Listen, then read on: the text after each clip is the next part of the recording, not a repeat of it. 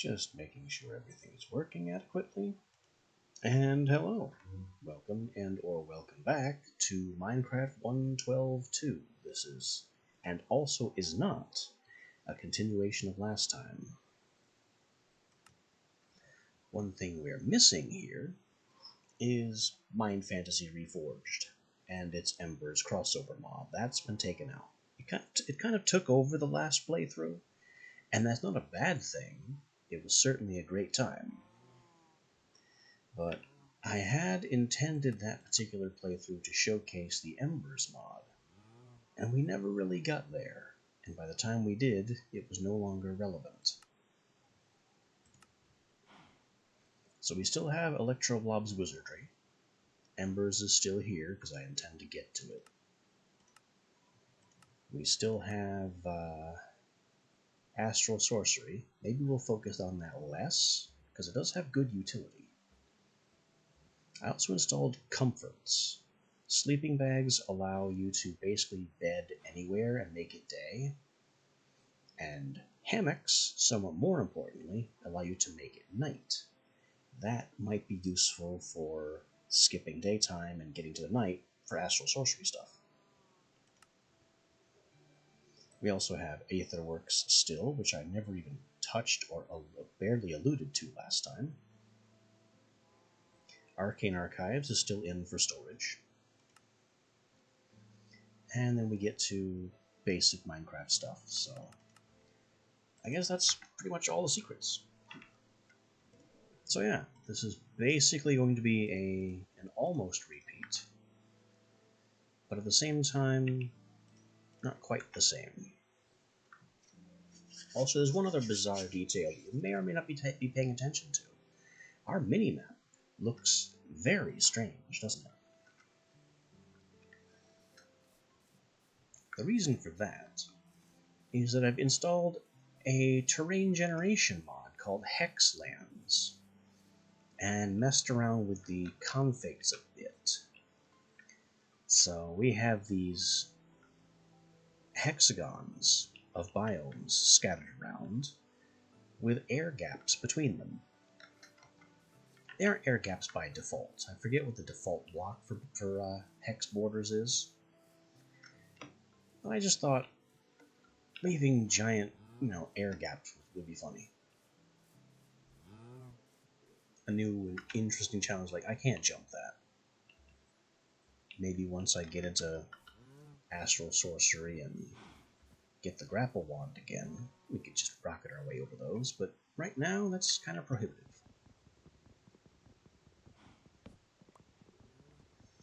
Sure is good to be back to punching trees, though.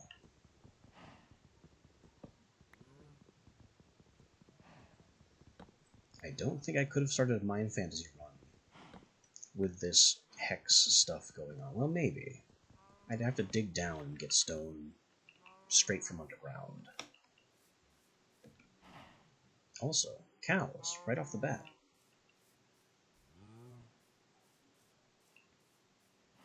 If I can only find some sheep, we could get a bed ready. But that is often deceptively difficult.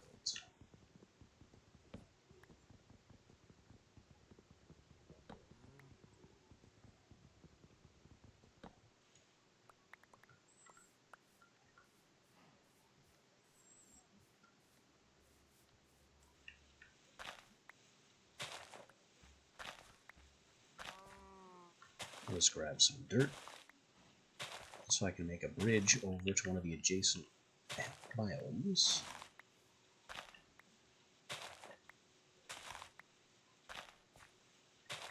I think northeast, because if we go northeast we can get into plains, and then there's desert not far from there.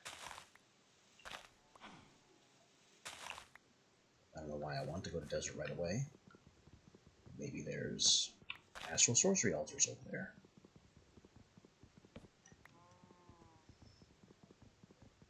Also, I'm seeing a swampland off to the left, just on the edge of the minimap. That darker green section is usually swamp, so slime could be within reach.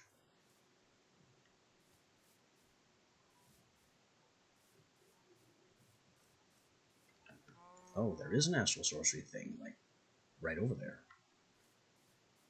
That interesting sand formation always hides a small marble temple.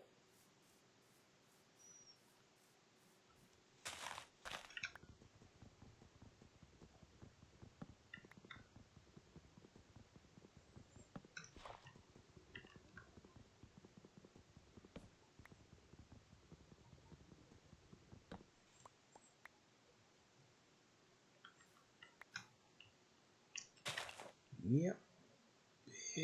Big holes straight down into the bedrock.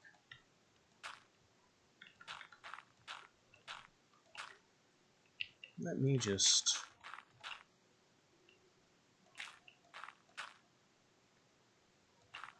kind of do something about that.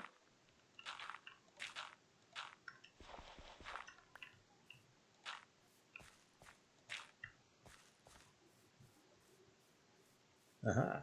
We've broken free of our forest prison.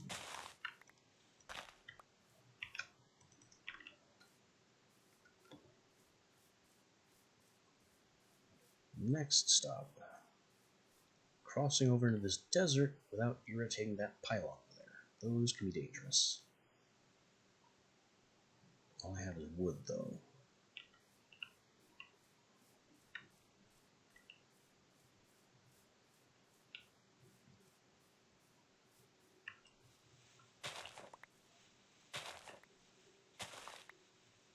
The real trick here is going to be figuring out where to set up a base. Something I didn't really think about before deciding the land was going to be weird.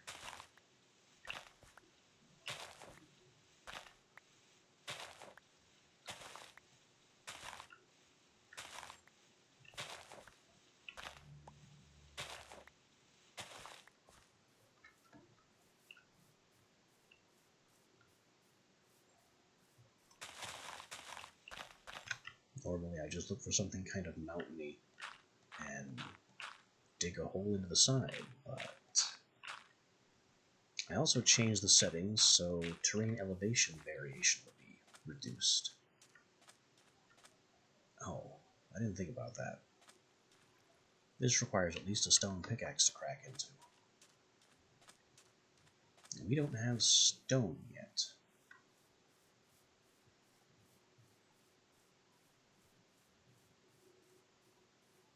What to do about that?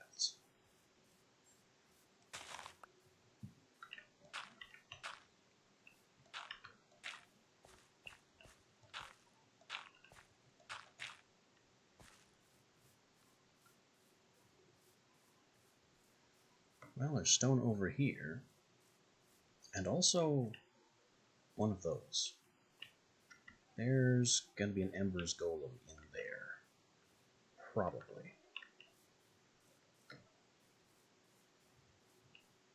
Probably. Not 100%, but like easily an 85% that there is an Ember's Golem in there.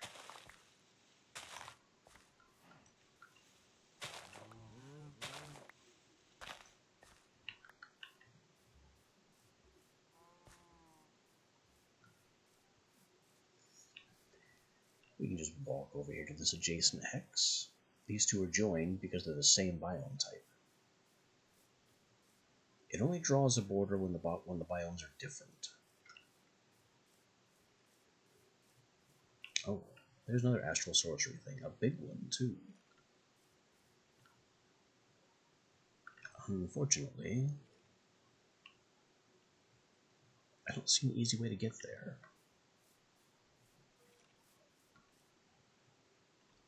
I don't quite have enough dirt to make a way to get there. Hey, Cheech, good to see you. Oh yeah, I'm playing Hexlands again.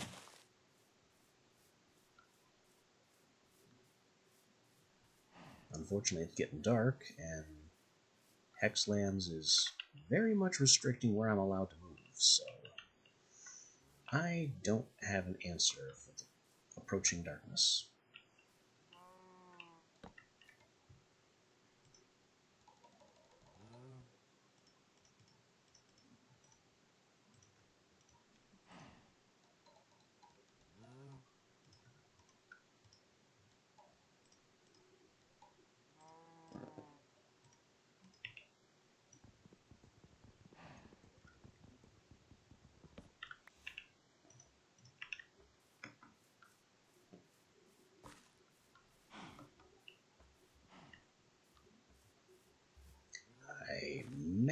have to wait out the night. The coward's way.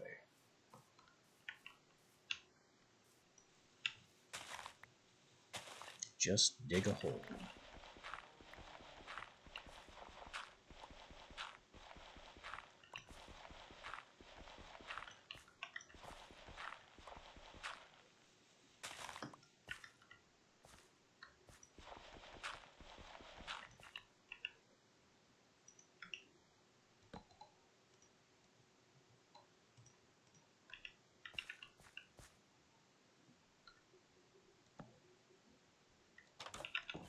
It ain't much, but it'll keep the problems out. I don't have much else I can do right now.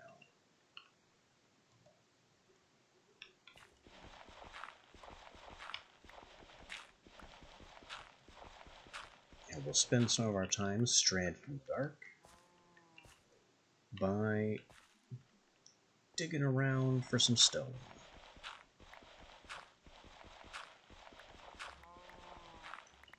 The dirt helps too.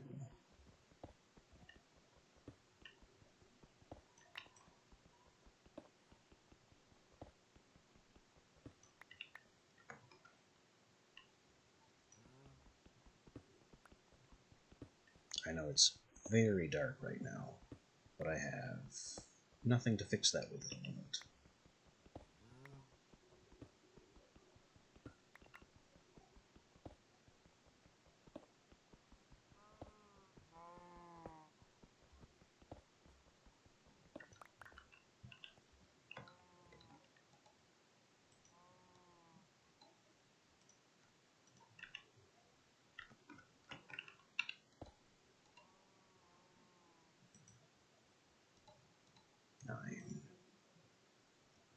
And that's what the wooden pickaxe is for. Never break your first wooden pickaxe. At least if you're not, at least if you're as stingy as I am when it comes to materials. Because your wooden pickaxe can be used to burn your first piece of charcoal, and then that first piece will get you 8 more.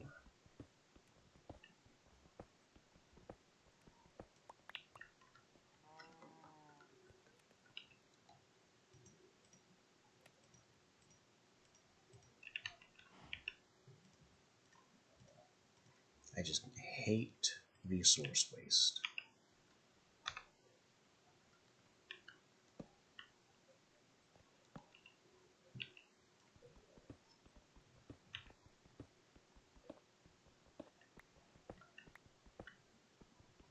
Oh, it's an actual cave.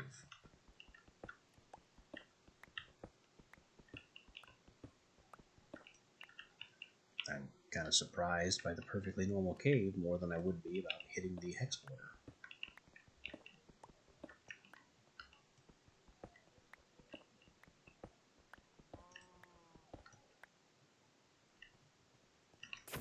And we have problems.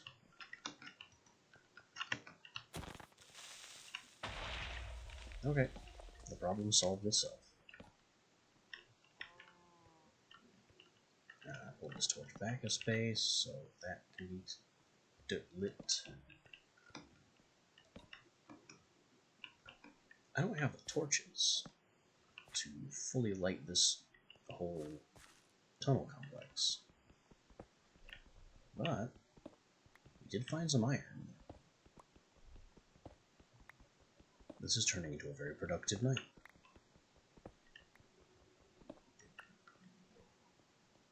And the best news is that this is enough iron to smelt.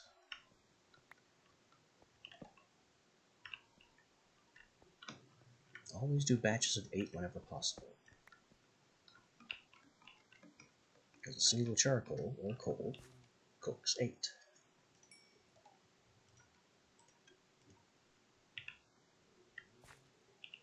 Still dark out there, but we're making incredible progress.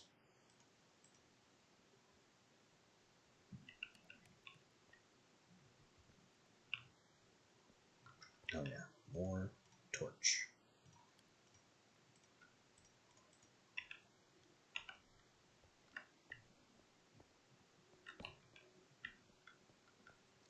continue our transgressions deep within the earth. We found a hex border. Couple hex borders, like a hex intersection. No, it's just a corner.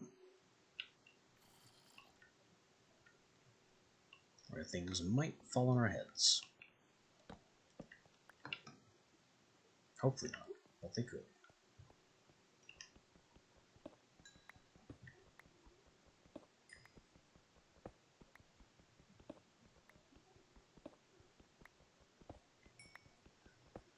And, well, we get to spend the night scavenging for interesting things.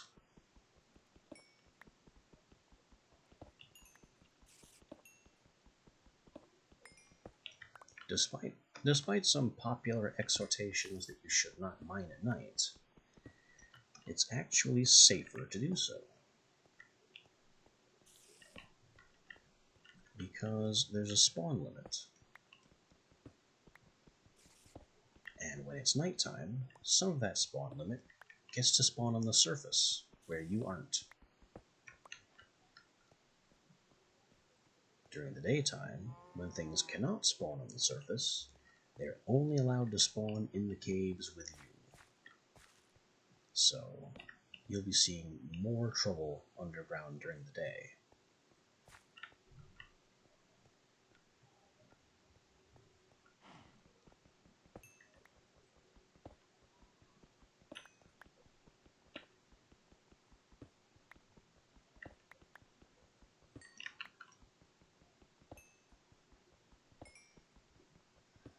I also really don't know where I'd be without this light level overlay.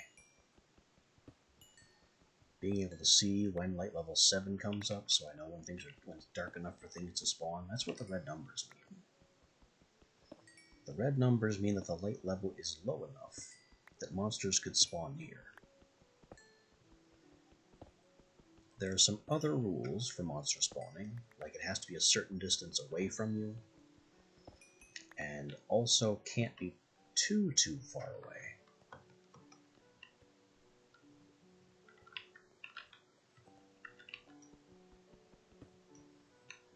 So I'm basically not concerned about standing in the darkness, unless the darkness is sufficiently big that I could have problems.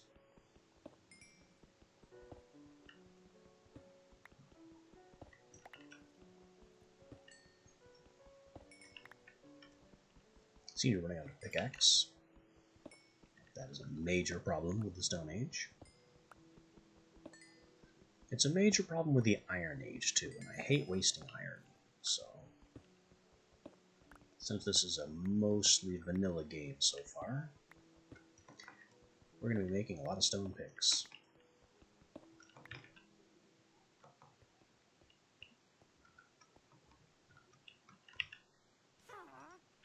Wow. Okay. There's a witch, like, immediately somewhere. Also, daylight's coming.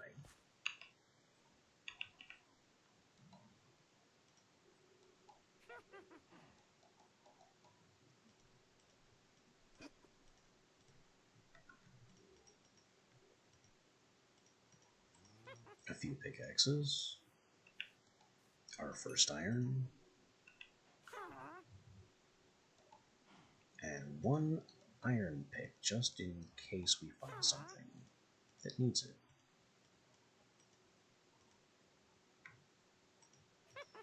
Inventory is getting pretty crowded now. I look like a real YouTuber now.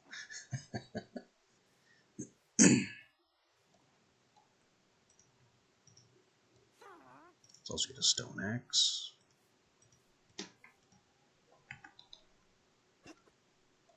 Partly to go hunting for more wood. Partly to solve this witch problem, which is gonna hurt. Where are you? Oh, that's worse. Okay, creeper down. Where's this witch? Over here. You can go over in the hole. Bye. Yeah, I don't think drinking that last potion on the way down went well for her.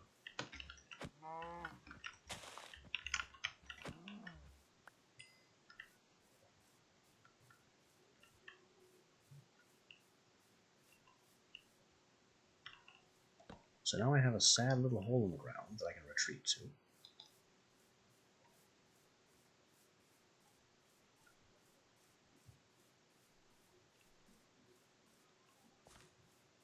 And some bridges over to this astral sorcery thing. And it's raining.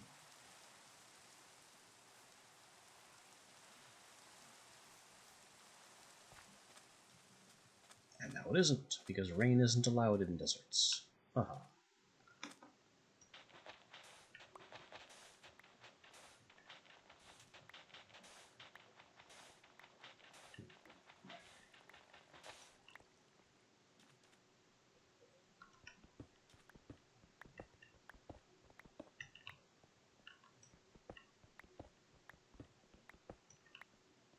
Do I hear a skeleton?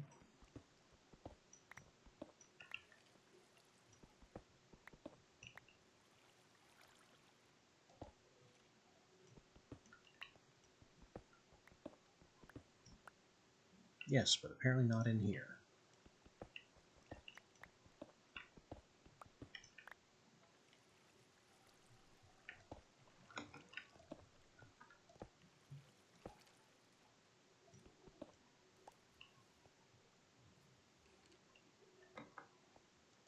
These little astral sorcery pockets have less loot in them. But they still have the floating crystal. And I'm going to need that. What am I looking at? Look at my book. So with the constellation papers in it.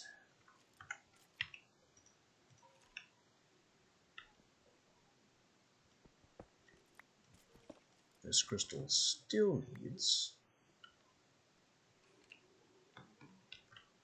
access to the sky.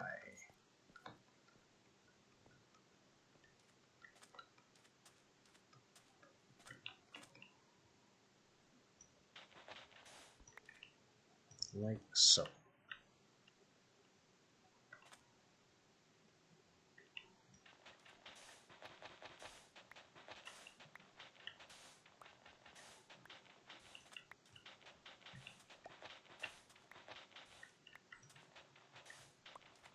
And now when I'm bold enough to get an ender pearl or two, we can make ourselves the astral sorcery wand and get started with that.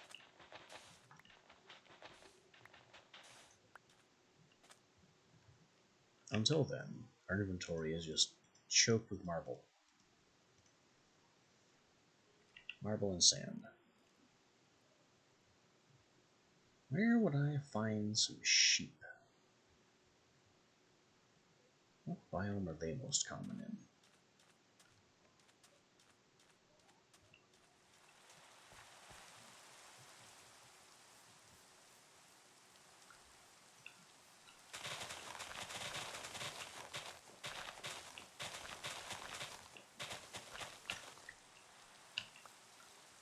Well, right at the moment, this rain is going to be a problem. Because rain makes the whole overworld dark enough for monsters to survive. Not necessarily to spawn, but to survive if they'd already spawned.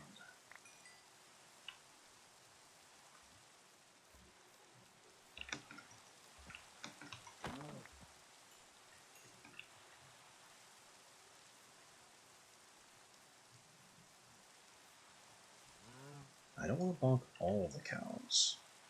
So I want enough that I could still breed some later.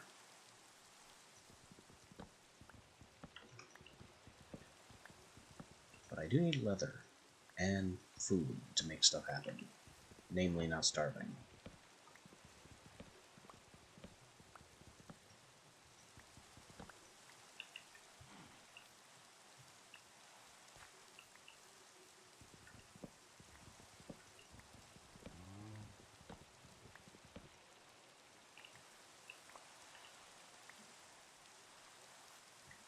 But somewhat more important than not starving is getting our first backpack.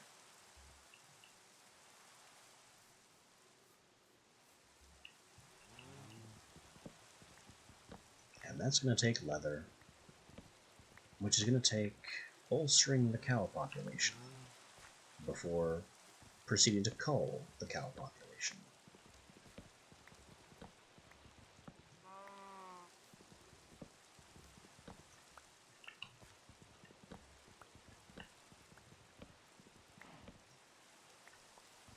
At least I don't have witchery in to accelerate breeding and create cow particle accelerators. Those were interesting. More interesting to recover from than to cause.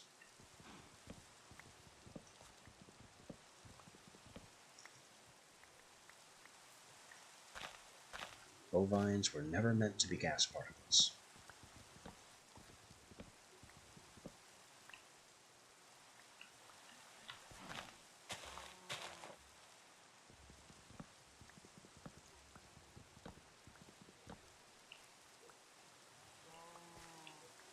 Cows can become liquid, I suppose, but that's another mod entirely.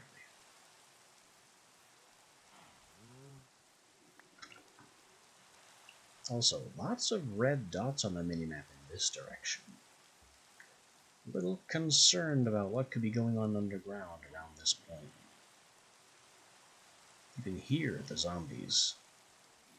Lots of them.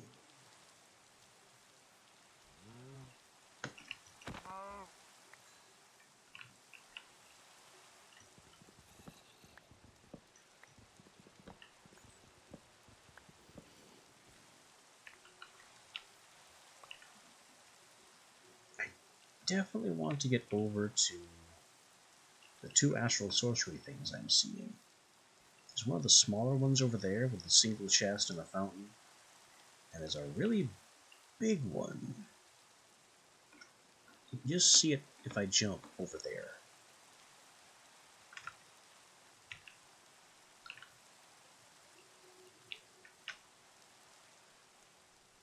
Let me just make a little pathway here.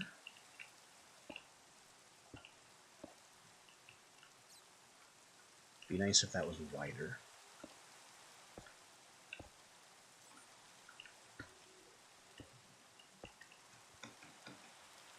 Yeah, I would. Oh, a lot more cows.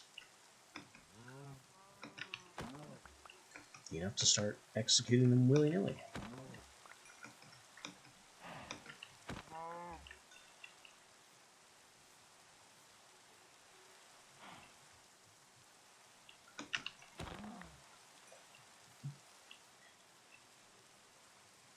Also, because it's raining, I have less than no idea what time it is, so we might be out too late and face the wrath of some nasty monsters spawning in the dark.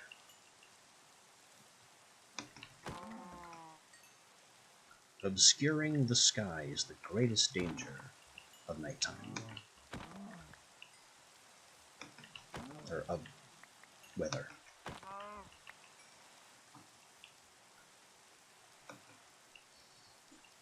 Speaking of obscuring the sky in the rain, I still don't have a way to cancel rain.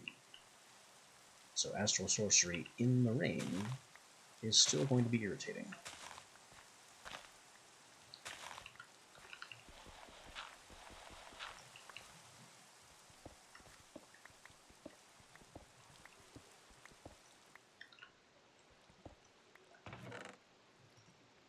Two more pages, gold and a bone.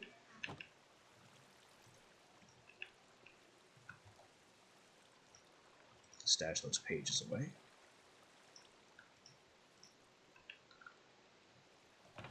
And steal the chest.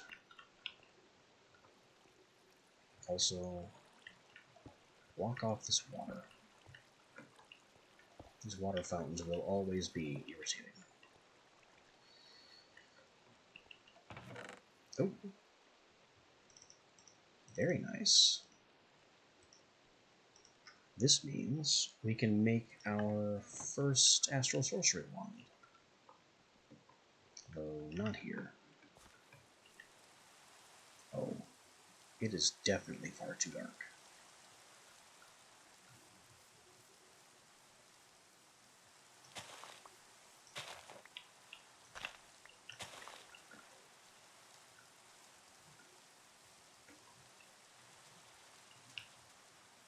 I need to find my way home post-haste.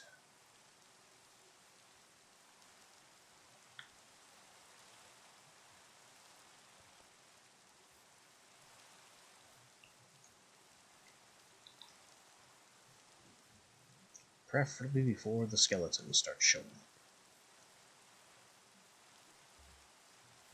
What is this light? Oh no.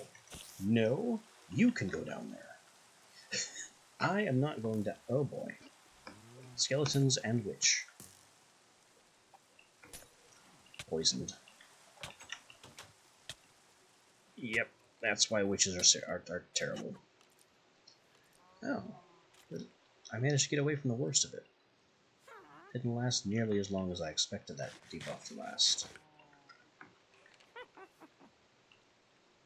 Something I learned kind of recently, actually. The duration of splash potion debuffs depends on how close you were to the splash. The closer you are to the center of the splash potion, the longer the buff or debuff lasts. So if you manage to run to the edge of a splash potion, then it'll last less time on you.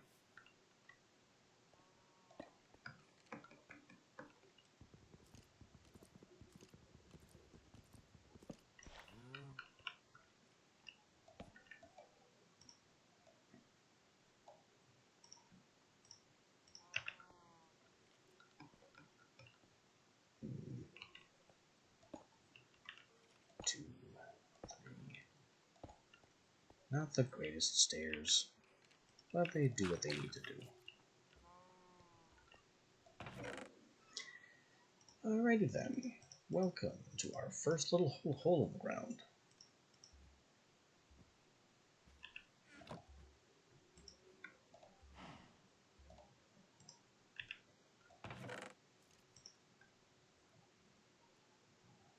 We've got beef and iron and all kinds of fun things.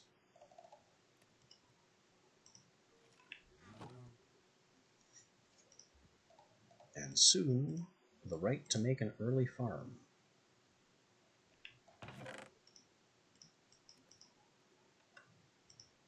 Also on the table, making our first astral sorcery wand, which is right here. These entries are lore. They tell us about the shrines, they tell us about the constellation papers. We're past that. And this tells us about the ores. We're also past that.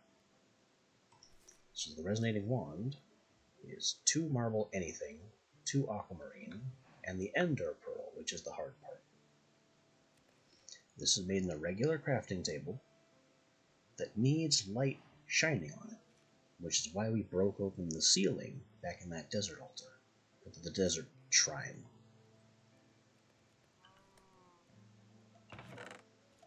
So with 2 of those, 2 of these, and this pearl, we can make ourselves what we need to make next time we visit that shrine.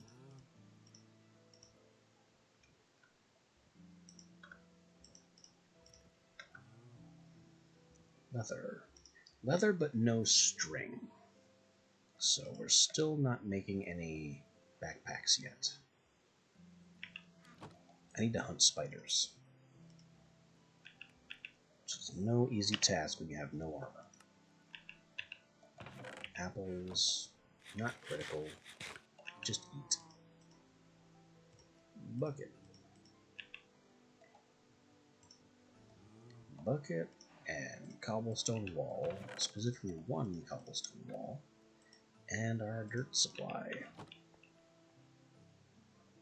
Also, more stairs, more stairs.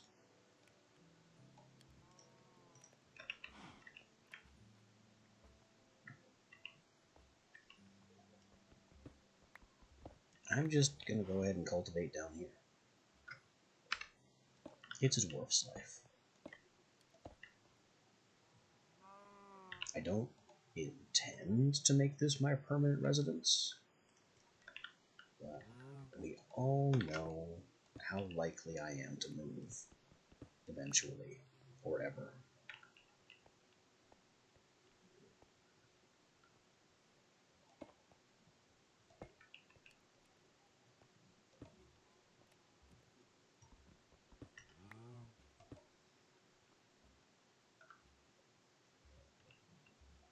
Pretty much.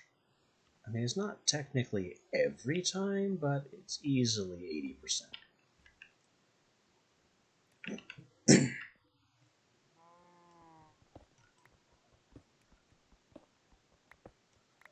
I mean, I actually built houses back in the, not actually, the Man and Artifice playthrough. But it is so much easier for me to dwarf. It works with how my brain functions. I would much rather cut a new room than build a house and then expand it later. The world is already my architecture. It has all the rooms I need. They just haven't been carved yet.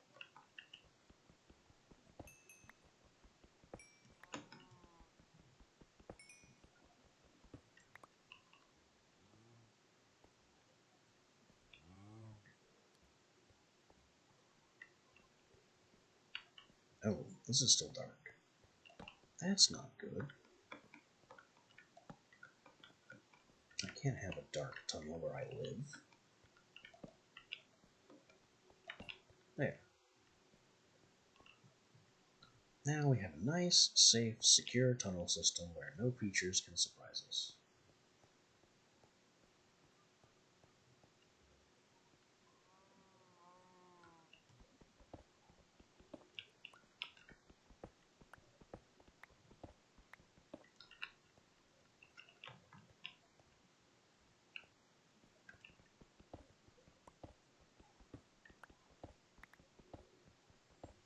It's a quarry, it's a mine, it's everything you could ask for.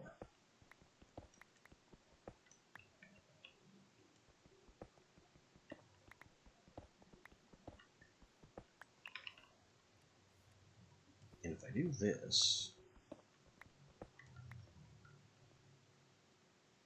then it's even better.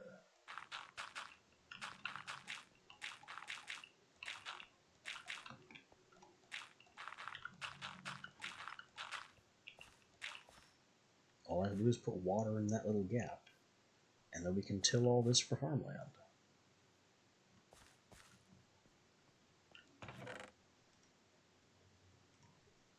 And we don't need the cobblestone wall after all. However, this involves going to get water, which I think that's sunrise. And I also hear problems wandering around, so might need another axe. Never underestimate the stone axe. Its durability might be a little lesser, but it does more damage than the iron sword.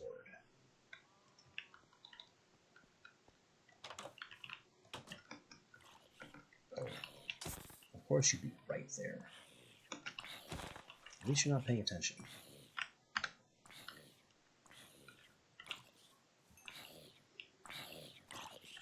This zombie's on fire. Now it's dead.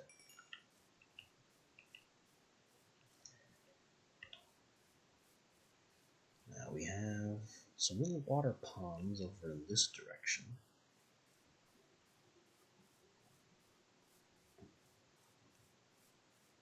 I would rather have 2 buckets of water, because that's the minimum for creating a self-sustaining cistern. But just 1 will suffice for now.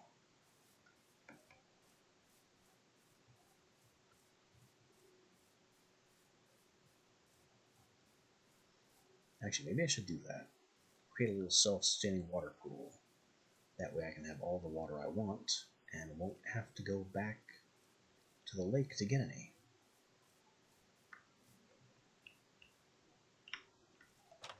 Also, more stairs.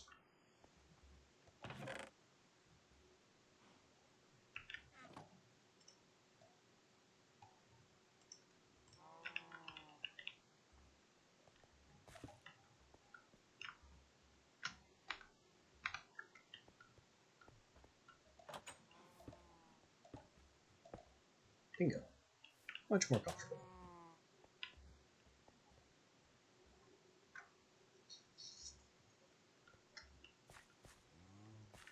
Now, rather than filling in our farm hole,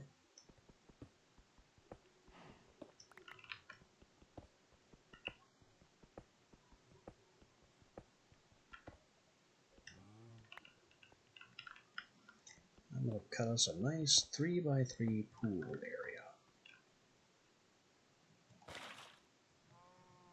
A pond that is too big to be completely consumed.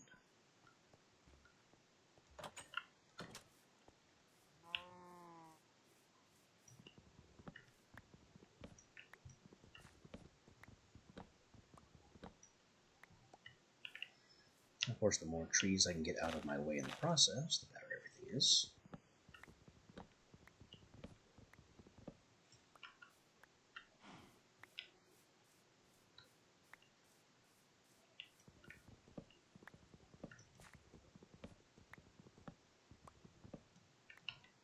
I will turn this forest into a plain if I have to.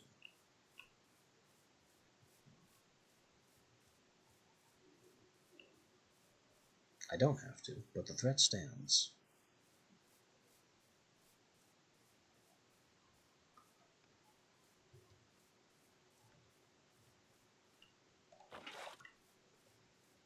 Also, while we're in the neighborhood,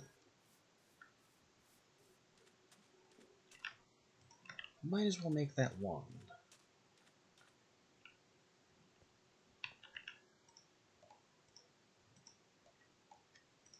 This is just a crafting table. The crystal has to be active and shining, which it gets by having clear access to the sky.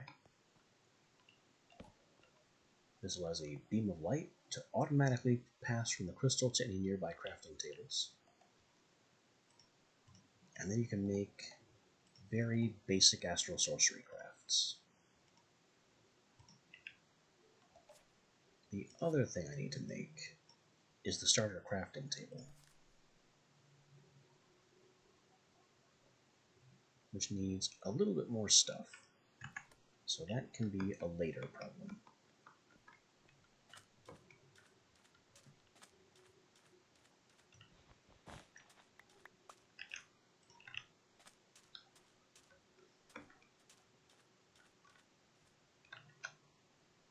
We'll just kind of, oh, goodbye, bunny.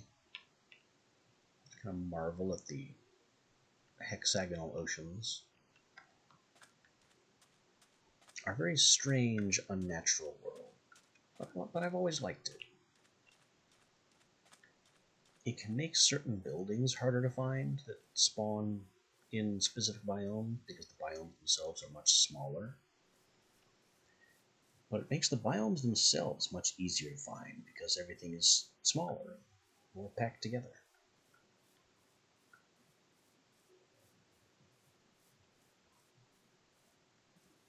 So it's got its pros and cons. Let's face it though, I like it because it's weird.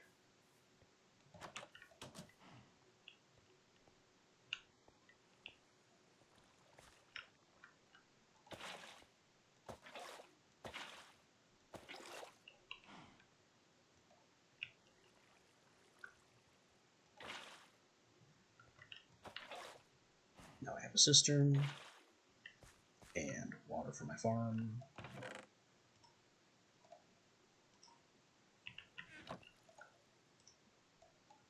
Dirt for the farm, stone hoe for the farm.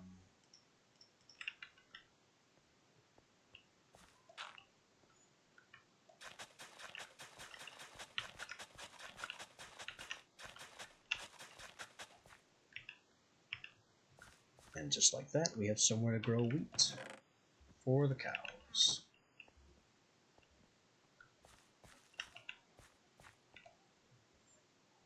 We need more wheat. but that will come in time.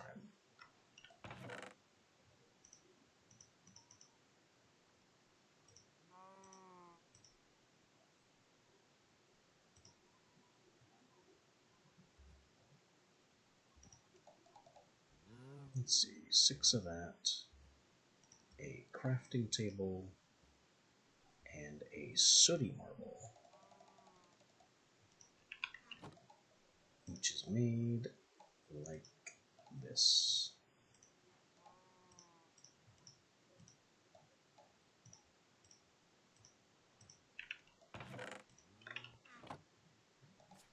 And that will make this.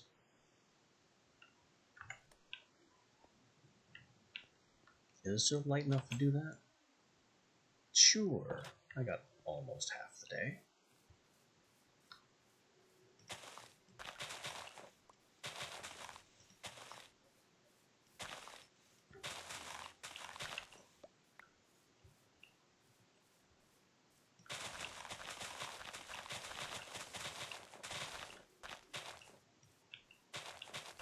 You can tear up the grass and gather more seeds on the way.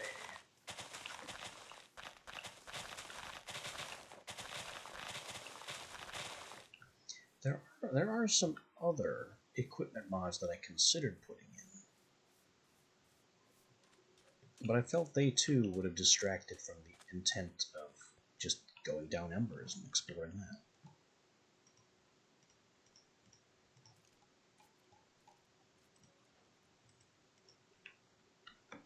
There we go. Our base astral sorcery crafting table.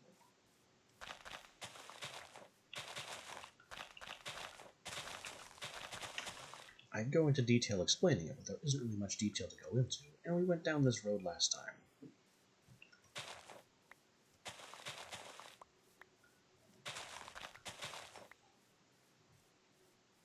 Maybe this time I'll allocate my skill points differently.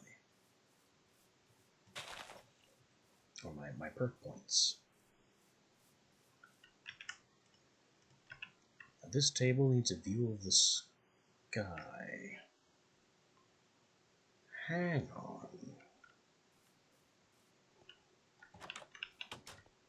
I have a stupid idea. What if I was allowed to do this?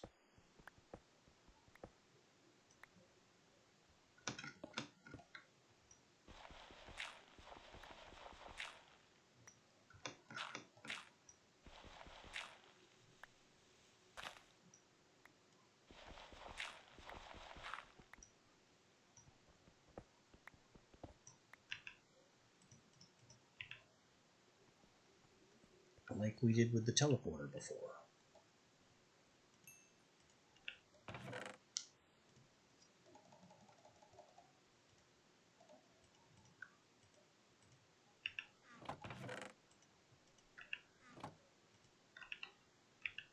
I'll get a glass to cap that off with.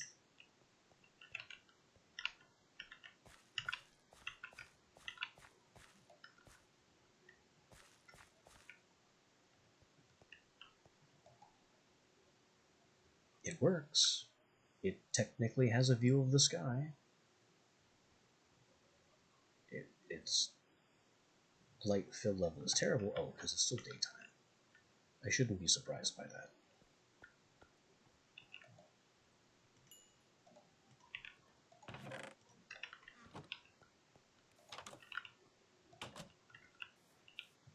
Now, where's that little hole?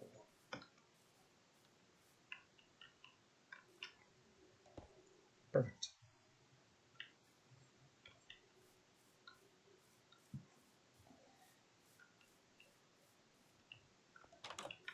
Now I have an indoor astral crafting altar, which I've never tried before.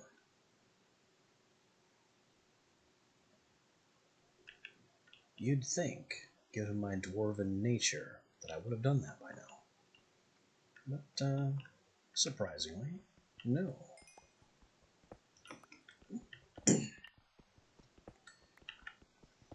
I've put literally everything else indoors, including an old-style blood magic altar altar that requires 4 active beacons. That was interesting. Because for the high-level blood magic altar to function, the beacons have to be active. So they have to have access to the sky and be beaming directly into space.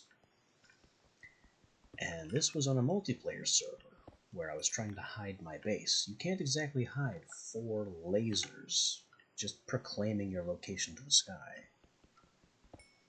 So I made a piston system to shut the beacon shafts, so I could turn on and off the final level of the altar. If I wasn't home, or I knew, or if I thought someone was around, or if I just wasn't actively using the altar, I would just close the beacon shaft, turn off the 4 beacons, and my base is hidden. But that is a story from another time involving a mod that I don't currently have, so it's not particularly relevant right now.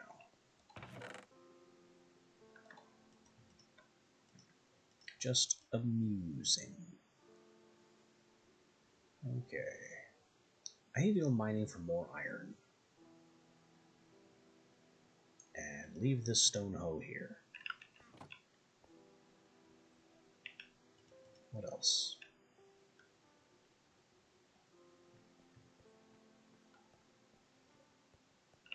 Basically, we're still in vanilla Minecraft mode. We have no access to any of our fun mods yet.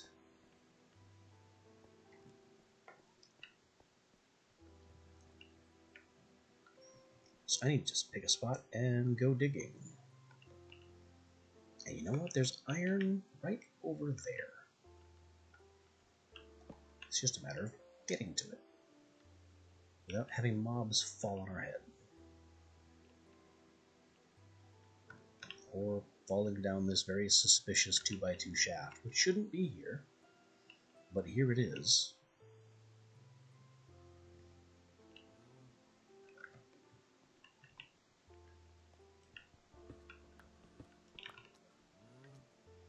Hello, zombies.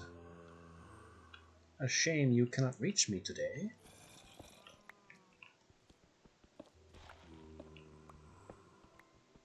I'm sure you would like to feast upon the contents of my skull, but I am over here, and you are over there, and for that reason you will be sad.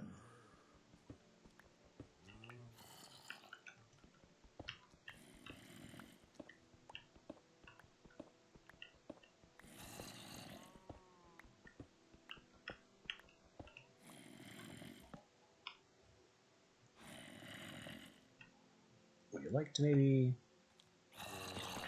Oh yeah, they'd love to do that. Bye. Bye. Don't forget to write.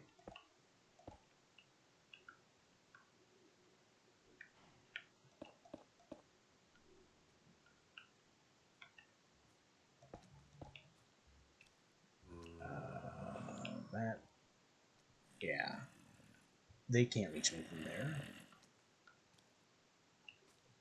I don't think. They're gonna try, though.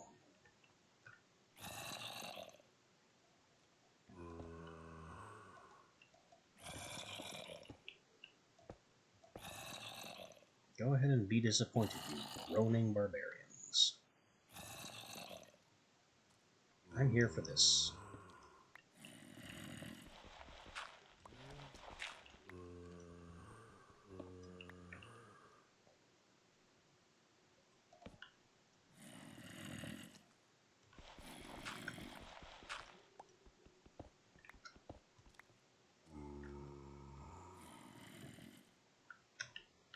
Wasn't there more iron visible? Yeah, just over there.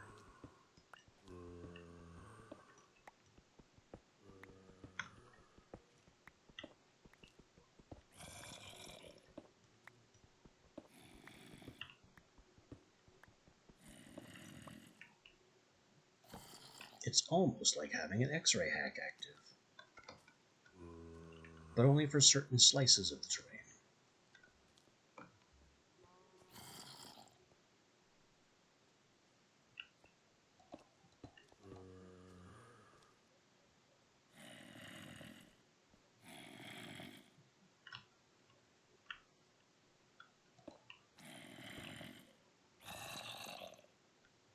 I'm just taunting them now.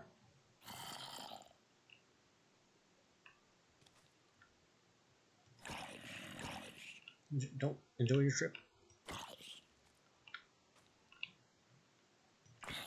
Goodbye.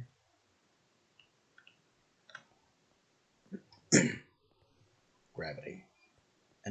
A highly underrated weapon.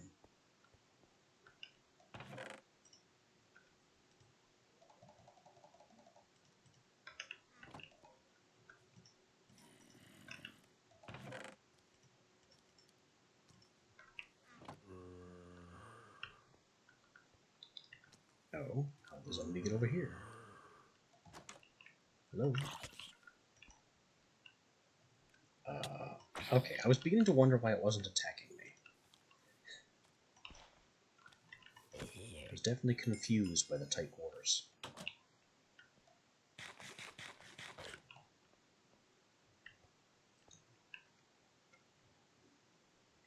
Okay. So iron is happening. That's good.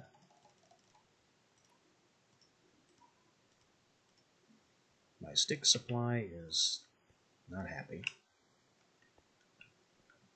And I still need to drill down, down, down to get to the good stuff. There is technically another way to do that. That the Hexlands configs I have going on makes easy. Spider noise. I do need string. The skeleton noise, on the other hand, is a threat.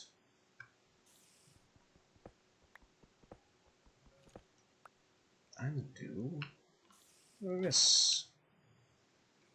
Make ye old classic water vader.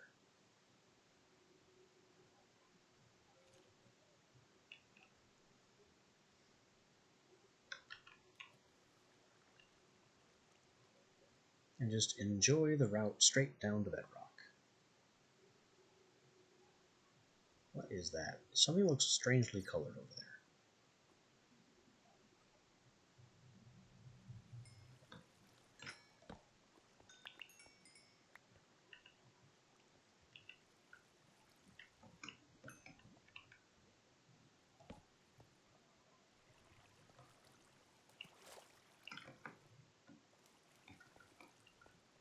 No, it was nothing. Just lava and numbers.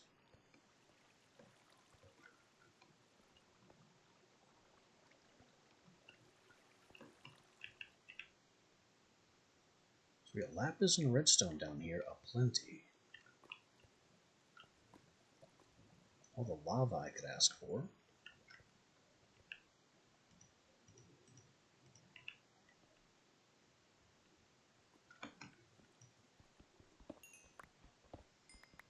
These things don't entirely help us yet.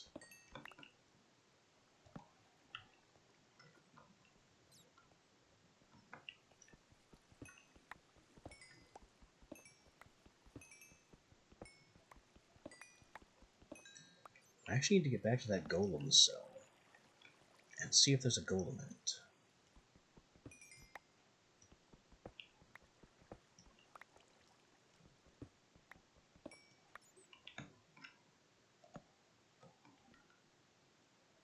Ooh. Why, don't mind if I do. I just have to get there. Oh. Good thing I have blocks. This could be a death sentence for my game.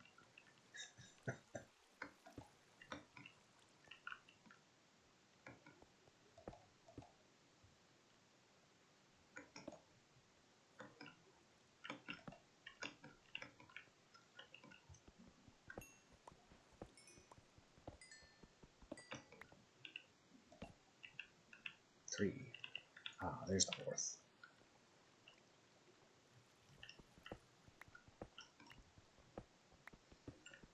falling into a 2-block deep pit of bedrock without any blocks to build your way back out again is a soft lock right there.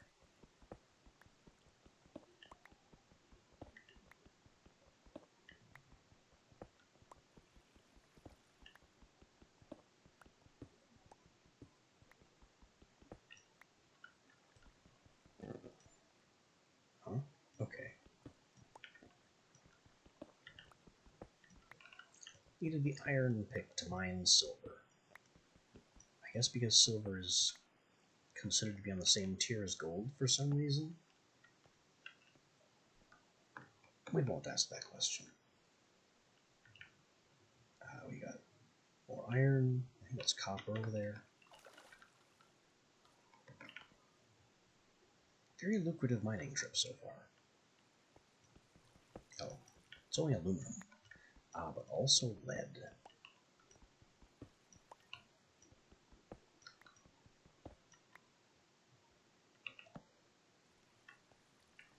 Lead didn't give us much in Mine Fantasy, but now that there's an enhanced focus on embers, it will become more relevant.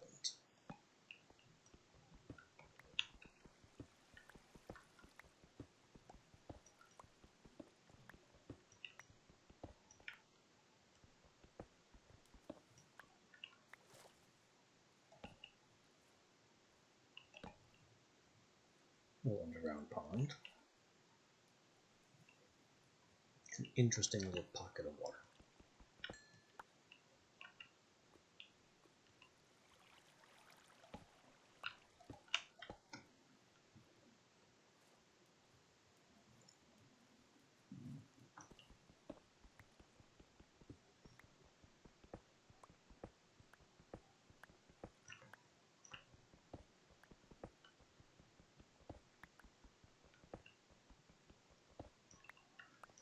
Oh, another little detail of tossing out Mine Fantasy that is as much good as it is bad.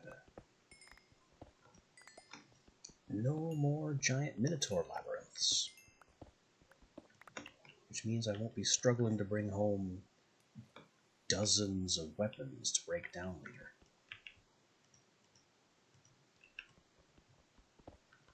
Instead of just going to be carrying tons of half-broken pickaxes. Why am I doing that anyway?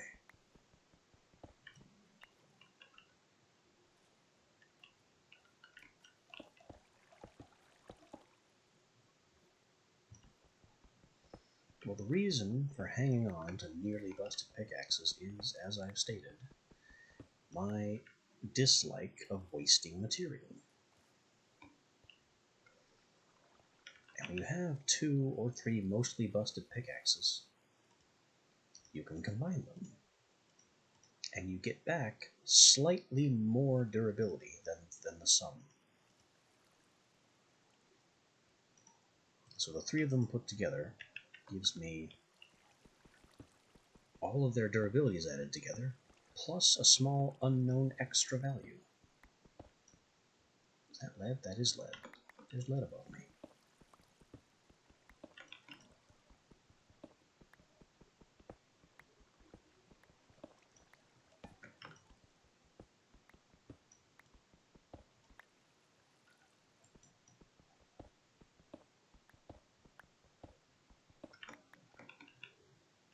Hooray, lead.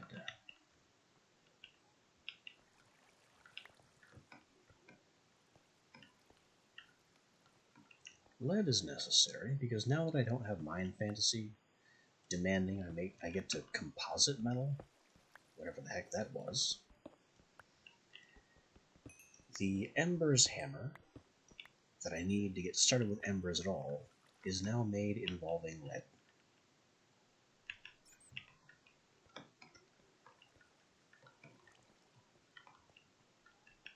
So once I get enough lead that I feel good about smelting it, we can jump straight into Embers proper.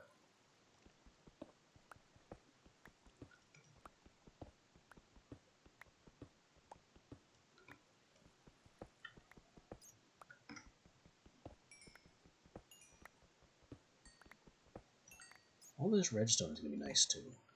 I don't know why, yet, but we'll get there. Redstone is always a useful material to have more of than you think you need.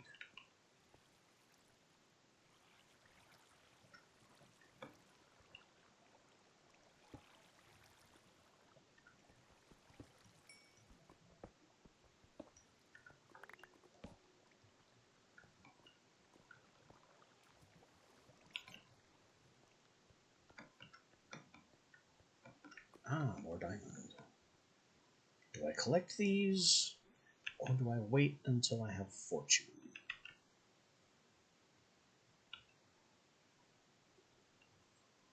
They're very obvious. I guess these can wait. If I end up needing them later, I know where they are.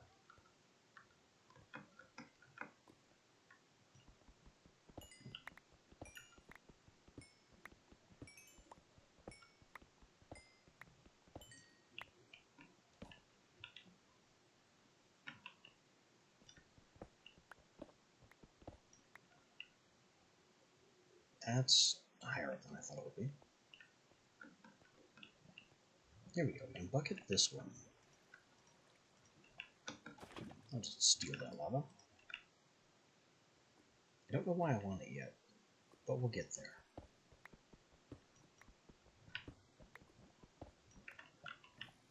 If nothing else, it gets it away from where it could cook my feet. Oh, there's more diamonds.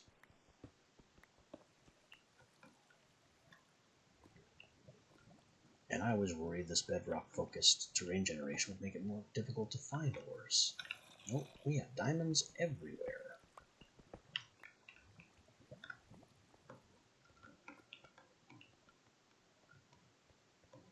I just have to get acrobatic as I move across the bedrock noise layer.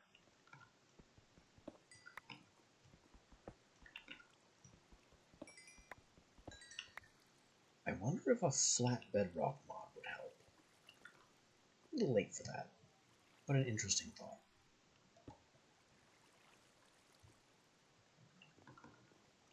Alright, now for the downside of a water vader. They are very slow to climb.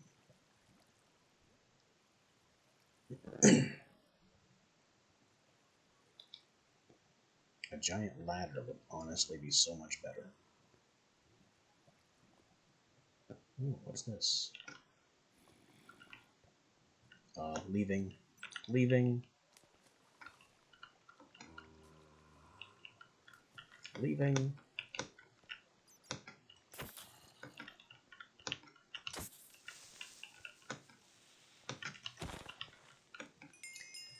Okay, problem solved.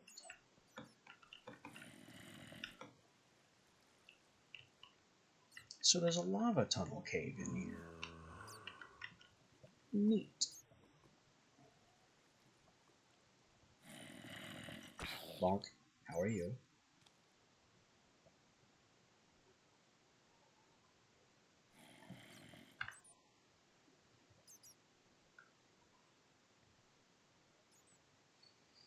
Well, I'm just going to slowly and painfully ascend.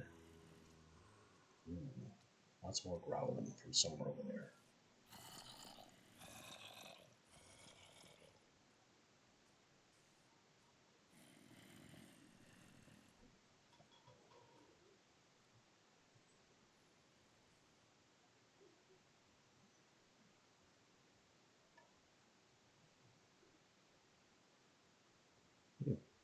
Iron. I'll have to come back to that once I start making ladders. I need a bunch of ladders. Ladders are going to be faster than this.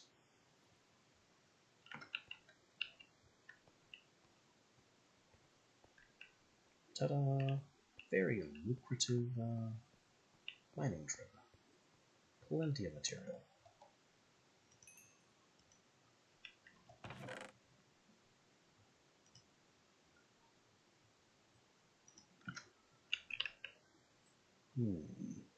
That's right. Dripstone doesn't exist yet. Which means infinite lava is not a thing.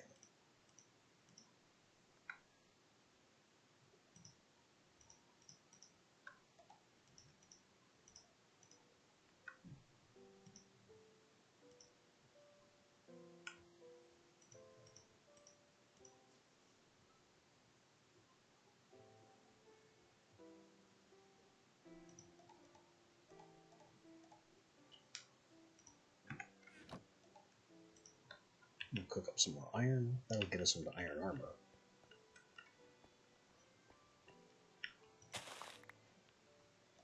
And then we can go play on the surface,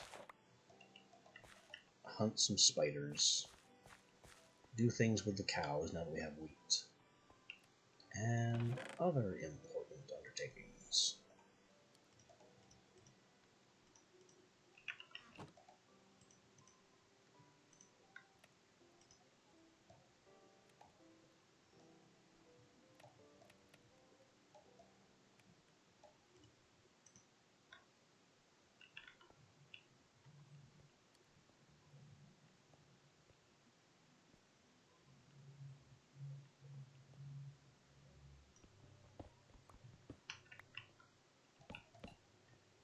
This can be our farming chest, and that is the chest that I can move all my blocks into for now.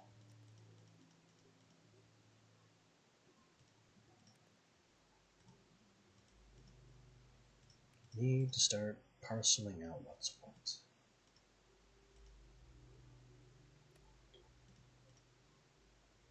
It's going to be crude to start, but a start is a start.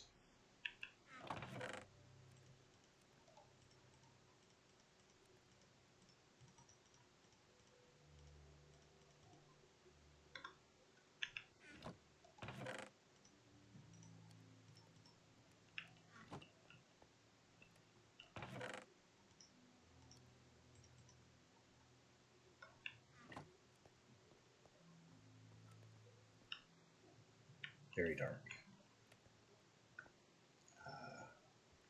I need another chest for monster drops. We'll wait on that. That's not a necessity right this minute.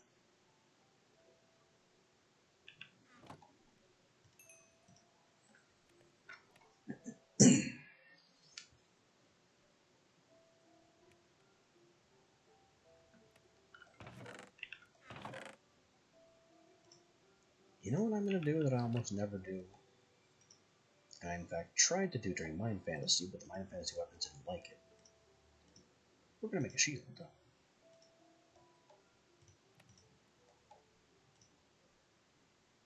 And an iron axe as our weapon.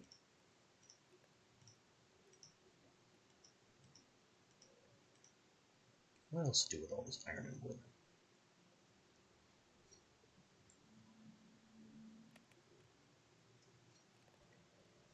I could use some shears, but they won't do any good until we find some sheep.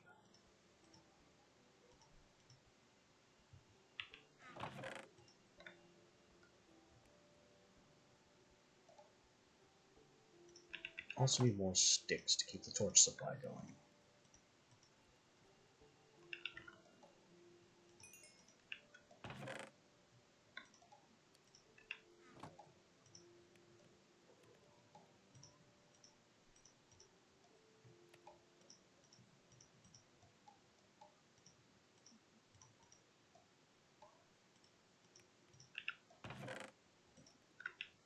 Alright. Basic protection. Basic combat readiness.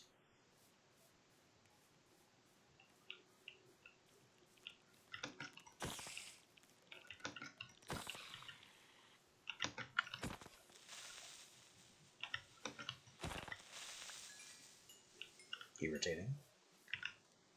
Gunpowder from the creeper, but no string from the spider. I need string so I can start making a back. Oh, I need you too. Why don't you just head this way? I did block that. I didn't care. Alright. Now with him dead, I can start advancing in Embers, because now we have access to the Embers book.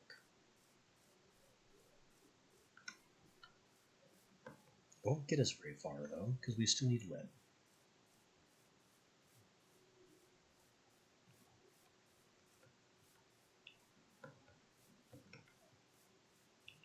Lots more creepers.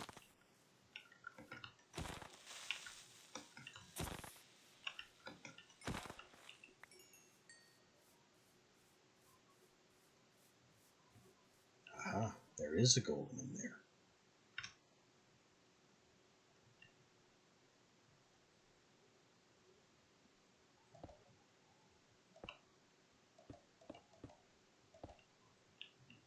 Can I reach it without falling into the fathomless abyss here? Well, I can if I put some blocks at my back.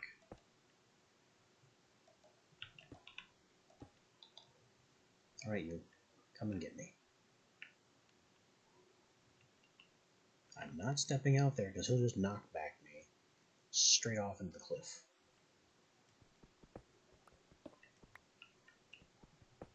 Here we go. We'll come get him this way, where he can't get us with knockback. Hello there.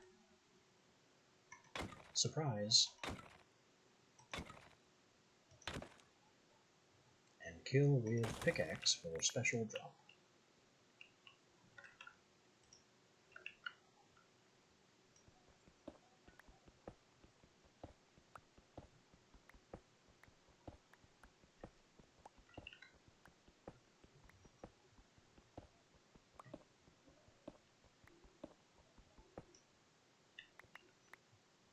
More archaic bricks to steal.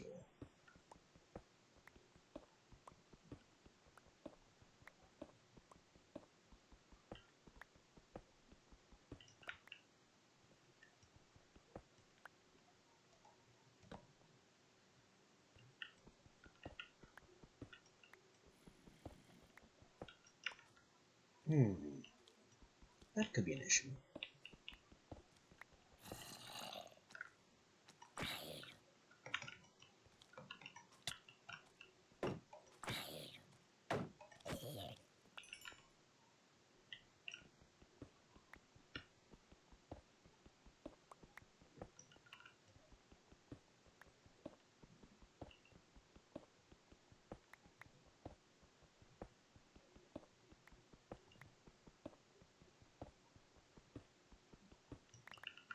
We'll take all the fancy dwarven brick to decorate our home with. As my pickaxe continues to die.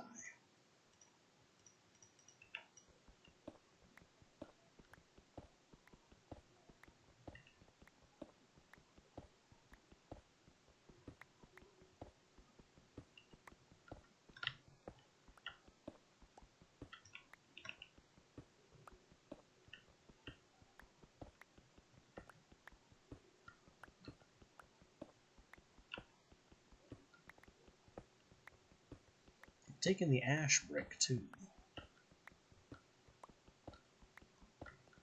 It's very rare to find a good black colored brick that doesn't involve obsidian.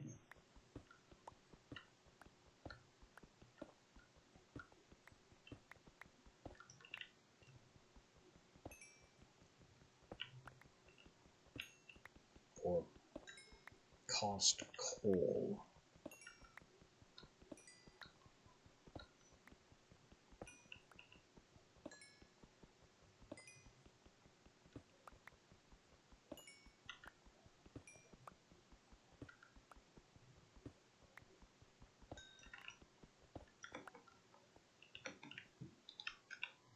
Alright, we have daylight.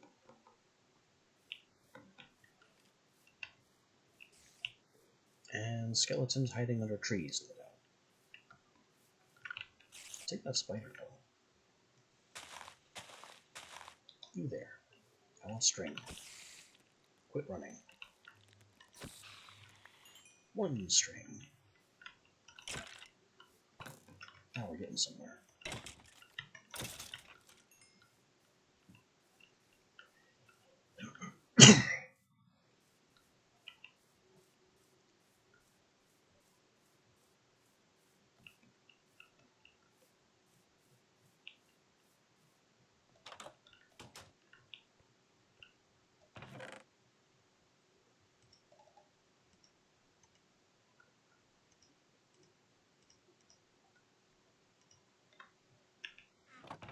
Bunch of old brick.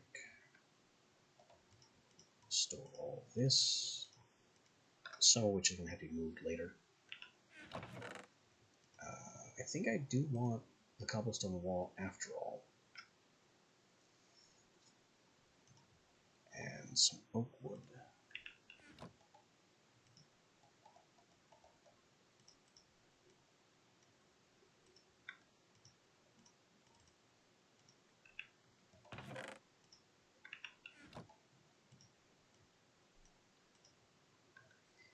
Will 24 be enough? I don't know, but we're reading that later.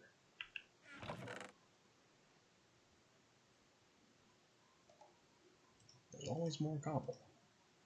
No end to the potential for cobble.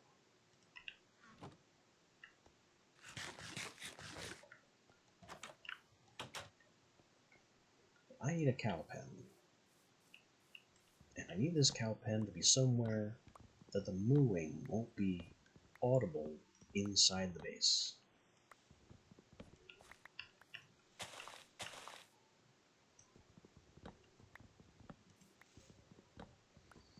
I do not need to be driven mad by constant animal noises.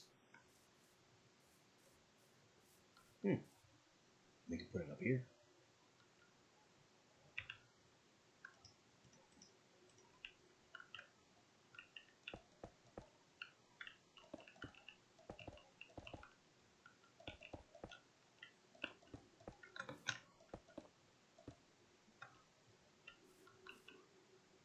Just make some stairs and hide the cows over in the next biome.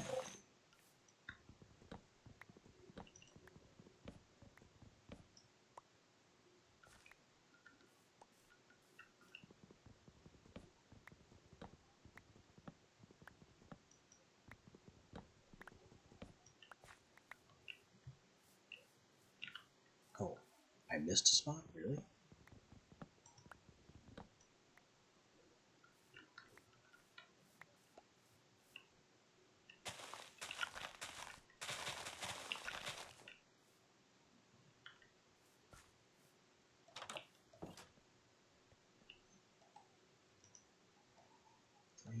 Okay, 4, 8, 12.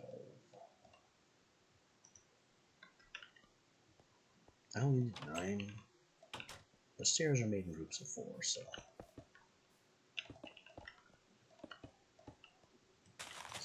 Oh.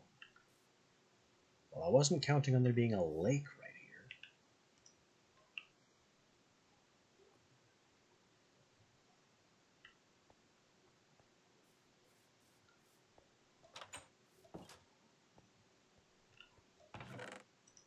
Now I've got to do something about Suddenly Lake.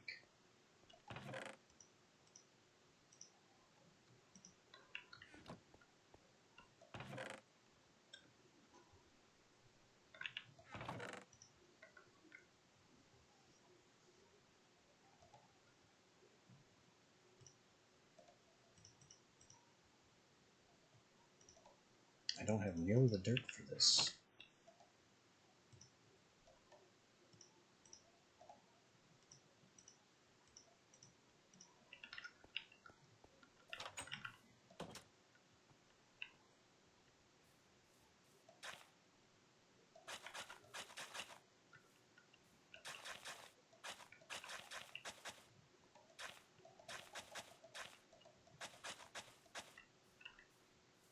Haha, path blocks.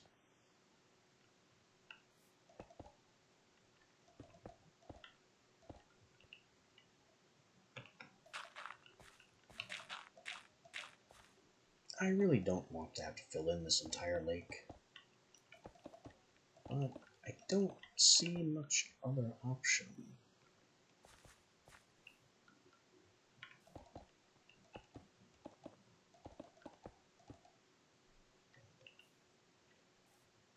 It's just so very in the way.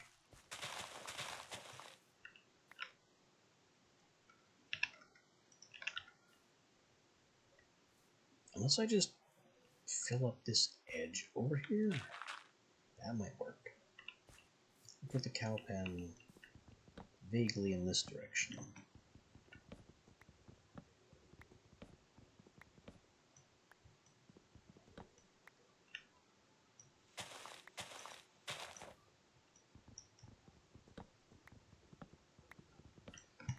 Another slight disappointment for losing Mine Fantasy. No more lumber axes.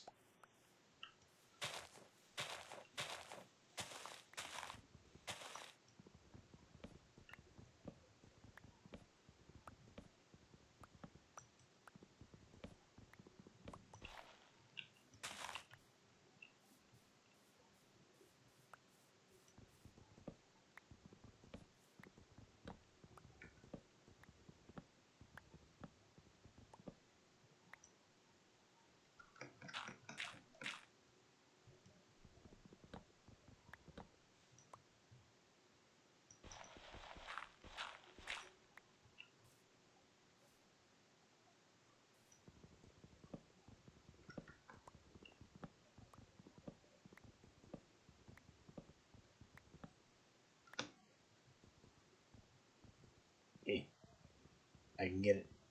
I don't have to build a block to stand on. Got it.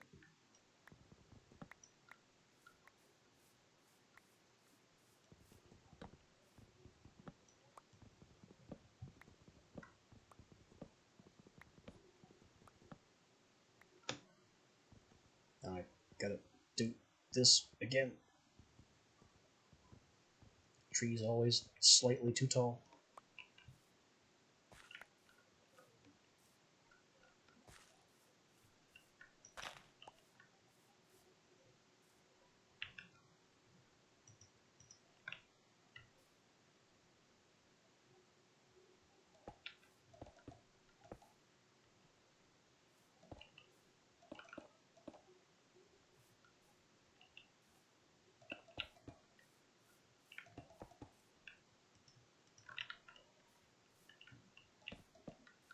I'm gonna make this cattle pen with a kind of airlock design. So there's no risk of the cows just wandering out when I try to get new cows in. But we're out of wall. I'll have to do something about that.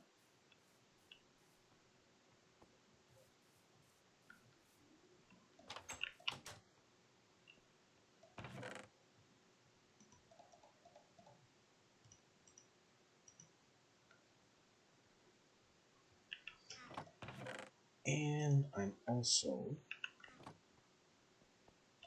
basically out of cobblestone, which will be a bit more involved to fix.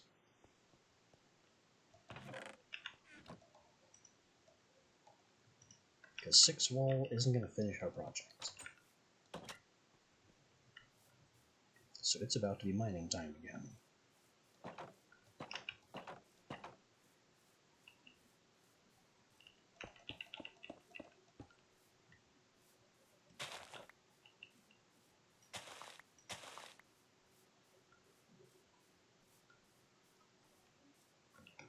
Uh-oh. That was a pylon.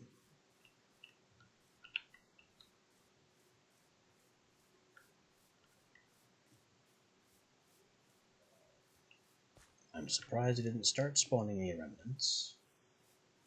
But I don't really have the equipment to deal with remnants right now. Glue these axes together. Glue these pickaxes together while I'm at it. Almost got half a pickaxe out of all the garbage pickaxes we've been saving.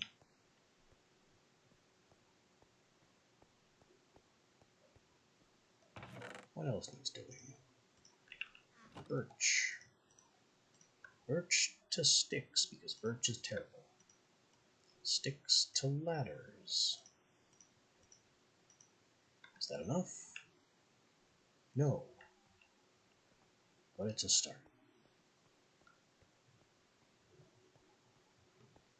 Now, the only thing I need to not do is put a ladder on my water source.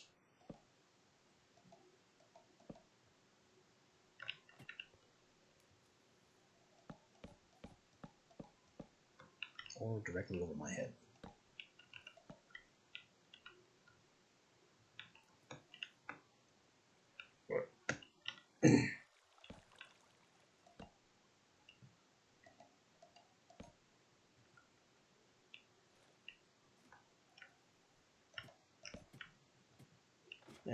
Ladders are so much faster. At least when going up.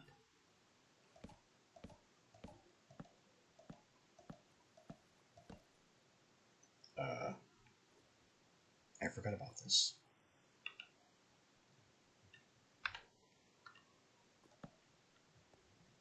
This will make things a little trickier. What?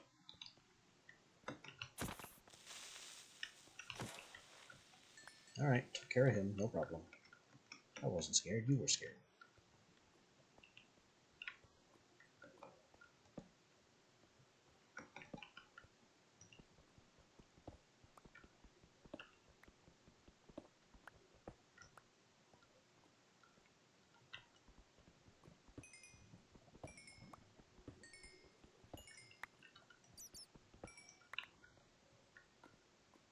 More tempting diamonds. Ooh, and lead. Lead actually more important than diamond right now. You just have to sneak around the lava to get it. There is a block under it, so I can stand on here and mine down.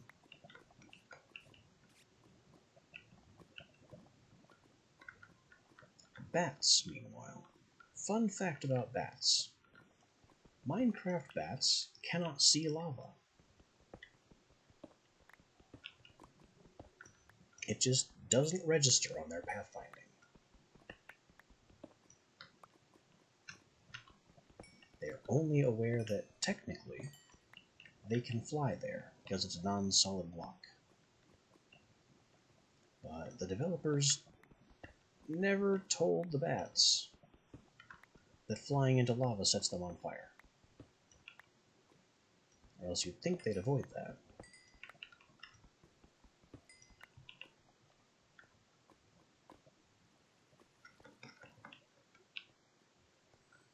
Other mobs basically treat lava as a deep pit and avoid it for that reason. But bats don't care about pits. They fly. So they just merely walk directly into the lava. Or fly directly into the lava. Hello? Okay. Let's get out of here before some weird knockback shenanigans knock me into the water.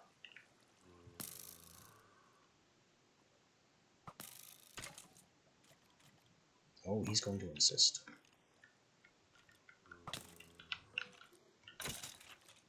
Alright. You die then.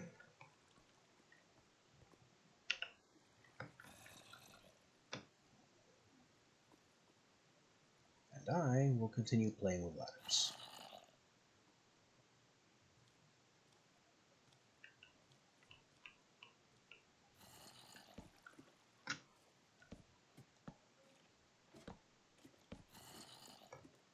Would you look at that? Fresh out of ladder.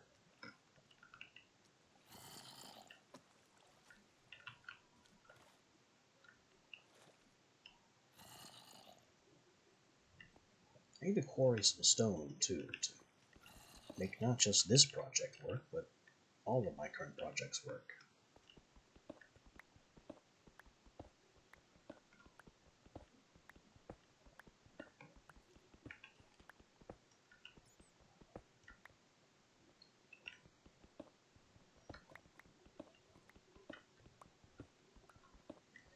I can't have ladders without a line of wall to place them on.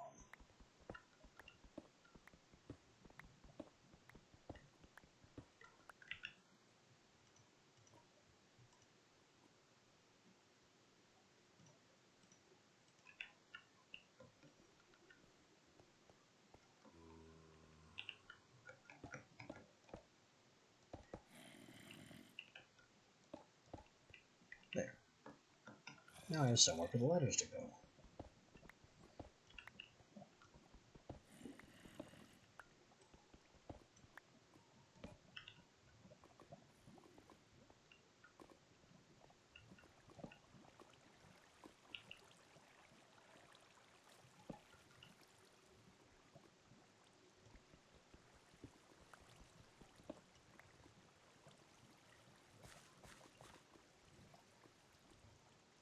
Also, all this lava will become useful at some point. I'm just not entirely sure when.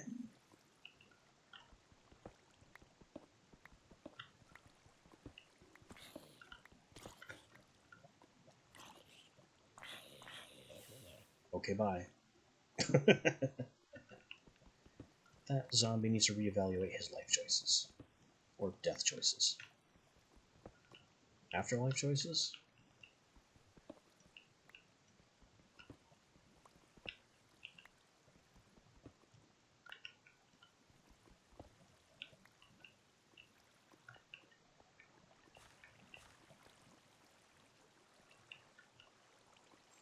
So apparently mobs also cannot see flowing lava at all, because they consider it a transparent block. Lava source blocks are real to mobs, but flowing lava? It doesn't exist. What are you talking about?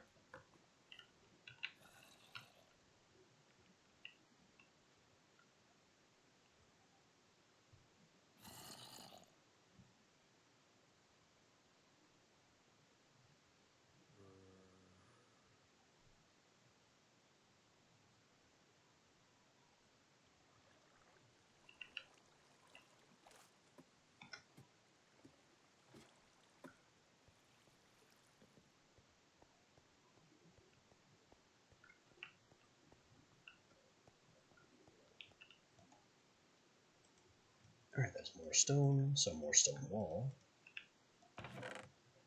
Block, block, block. These are ores, they go down here.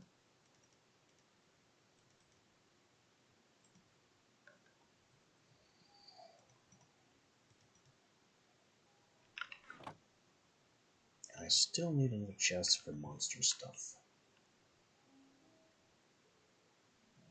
which I think can go over here.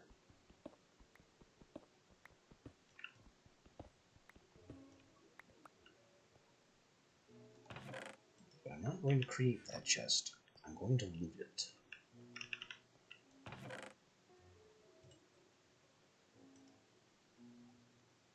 Oh yes, there are plans.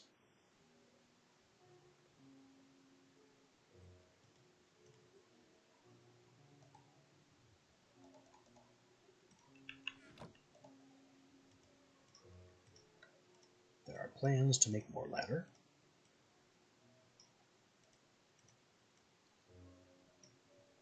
This will probably be too much ladder. But it means I will have more ladder later when I actually need more. Or it might not be enough ladder. Who knows?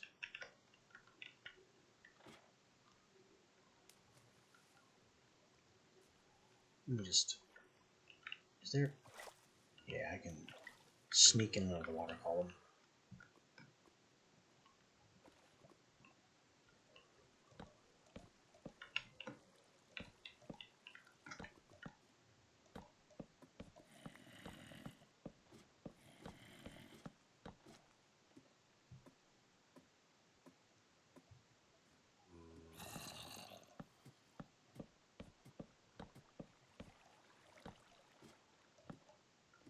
There. A complete ladder.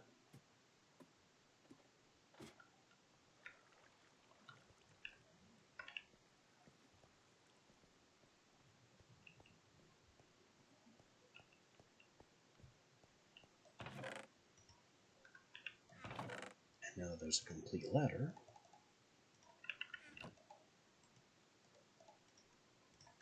I can steal and then replace the water, so it's not flowing all over the place. Because this water, that's kind of a mess.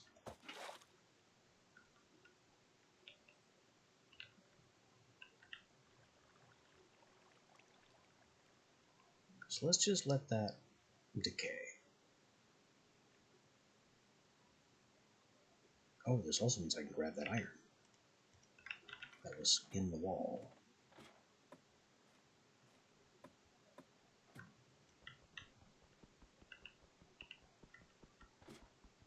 Whoops. Be easier if I made somewhere to stand.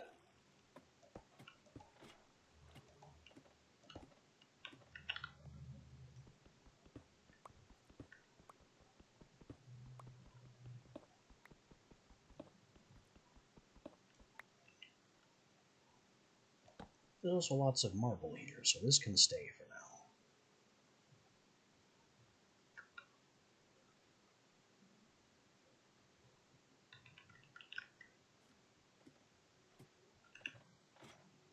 now. As for the water,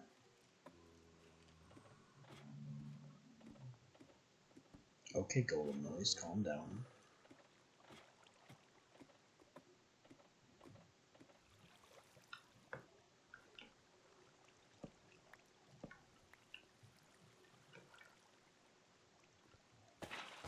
Give me that.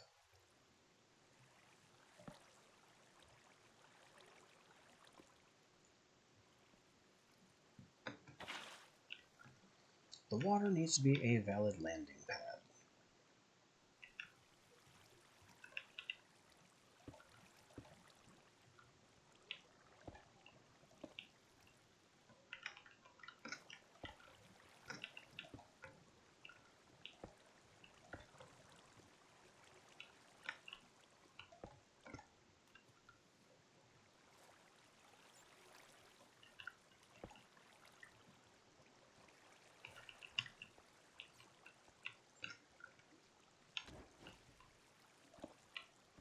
Foosh?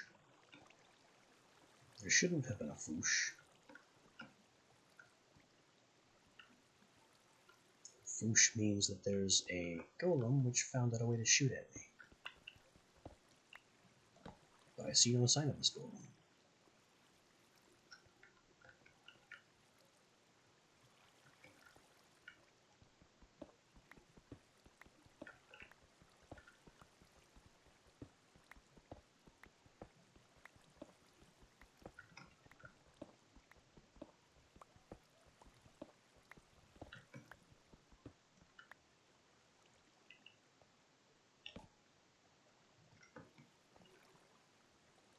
Copper, there's more copper and iron over there.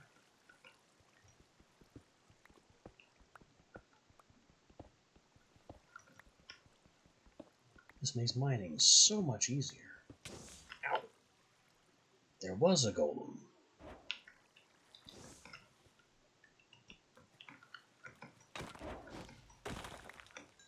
Well, now there isn't. Where did that golem even come from?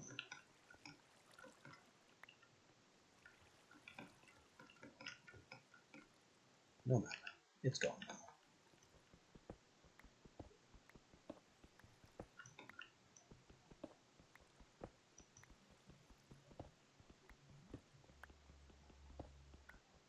Copper and iron. Remember, mod makers did copper first.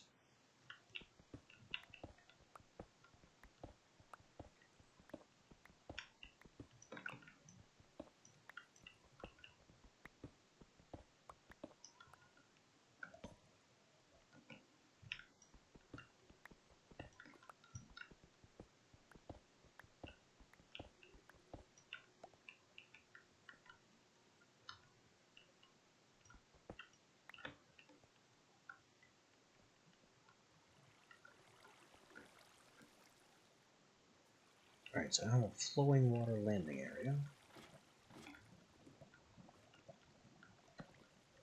The golem came from here? Okay. That'll be annoying later.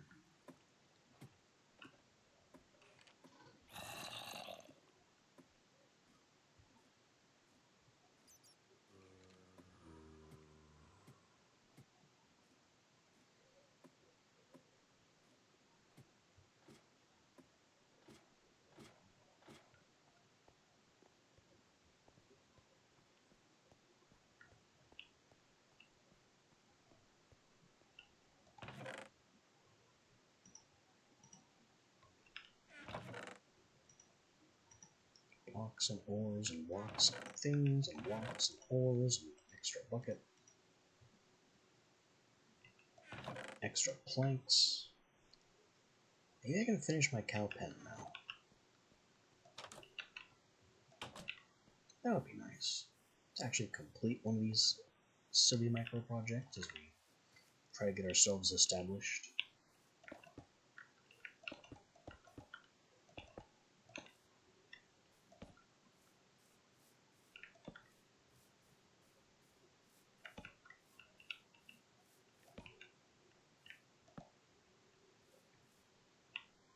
is almost, but not quite, monster-free in here.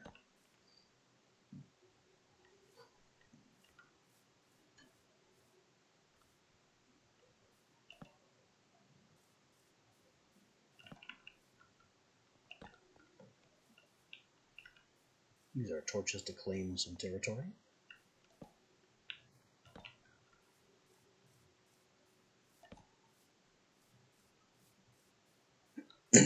Now about those cows.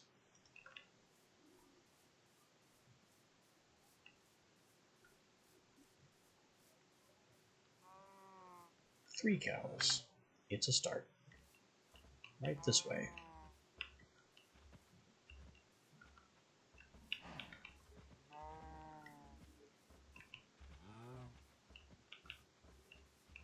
This would be so much easier if I had leads, but it's a little early to be talking about slime-related problems.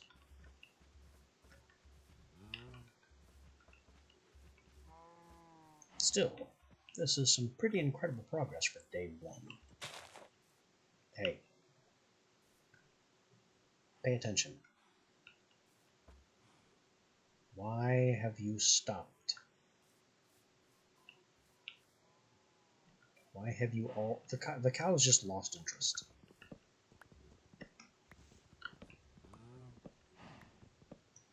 I know I was talking about that happening last playthrough and it never did. Well, here it is. The cows just went, oh yeah, we suddenly don't no longer care.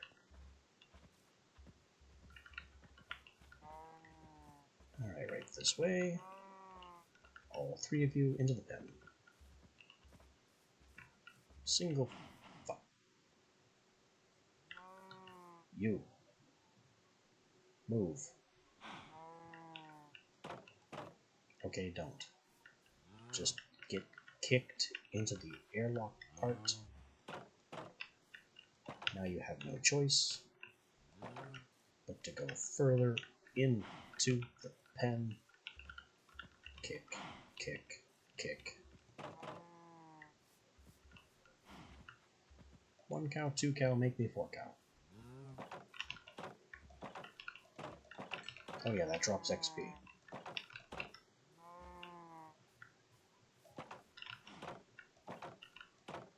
Now we have the beginnings of a cow farm and therefore leather production. Also milk, but milk is less valuable right now. Still not a single sheep. Anywhere.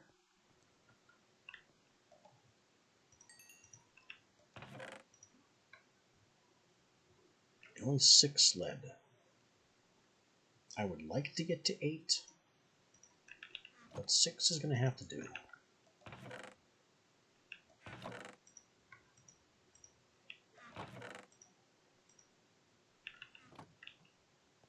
Now, we've kind of peeked at this last playthrough and read through it. Now, we're actually going to put it into practice.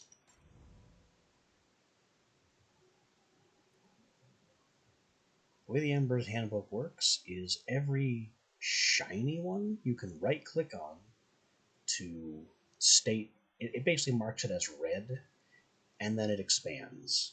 You can also right-click on non-shiny ones, but they don't do anything. A shiny one will expand the book and tell you more things. And this is how you're supposed to progress in your knowledge of Embers at your own pace. So there's the ancient constructs. This is just lore. They're strong, they ignore knockback, they require no fuel, and they have heat beams. The stuff in them could be useful. Sulfur. We might actually see some of the Ember's sulfur now. I think Mind Fantasy and Ember Forged locked those off. We haven't seen any yet, though. And it doesn't unlock anything, so it doesn't matter whether or not we check it. Ores. Copper, lead, silver, and quartz. Copper is a conductor, lead is dull and malleable, silver is arcane, and quartz is crystal.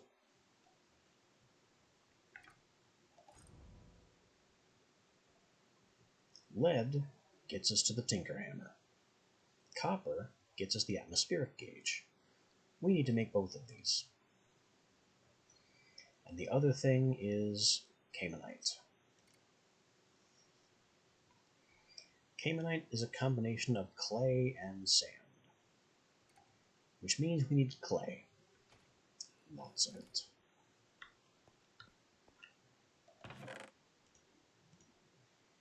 Good thing I have this here shovel.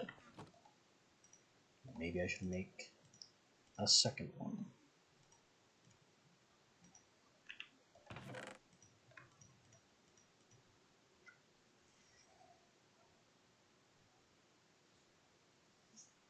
And I need a backpack. Like, I really need a backpack, so... Spiders. Spiders, I would like some string.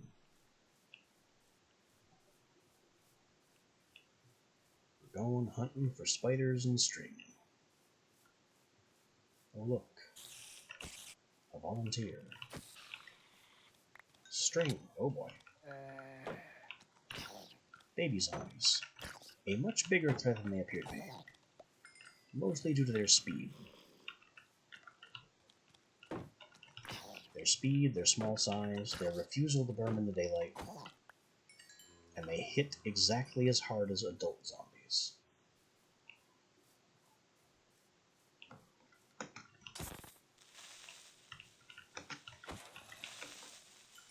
So, baby zombies are fast zombies, and they are also small, which makes them worse than just fast zombies.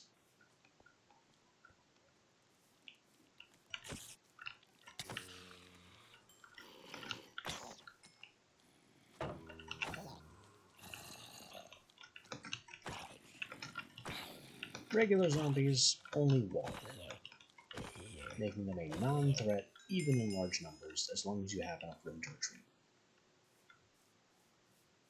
Babies, though, they're faster. Much faster. That evil wizard could be a serious problem. Did he just turn himself into a tree? Why is your face made of wood?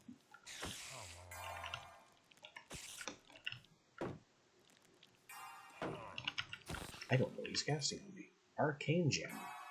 Joke's on you, I don't have any spells.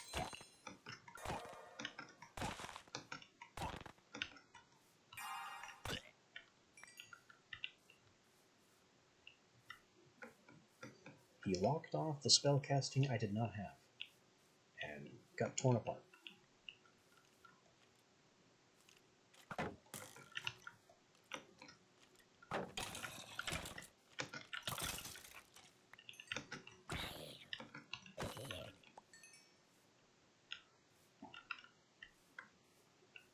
So, when I said we had a plan, I was going to steal some treasure chests, or some chests, we already did that, didn't we? These chests are already gone, aren't they? No, we mysteriously left this one intact.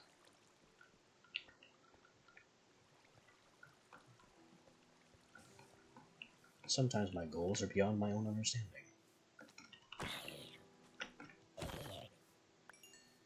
Spider!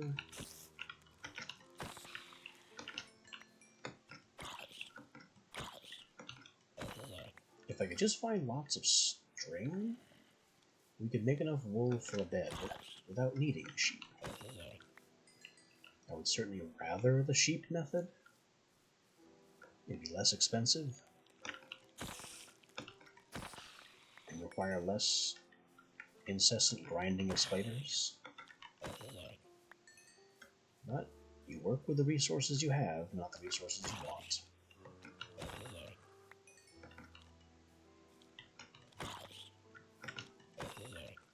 And my resources simply do not include sheep.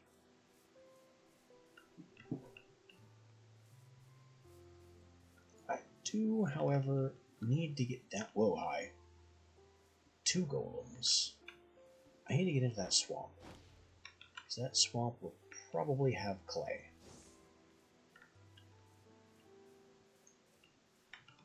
This tree could make entry easy. Back! But I don't have the box to get back. I thought I just walked off a border. Oh, jeez. Anyway, too many things. Too many creatures all over the place.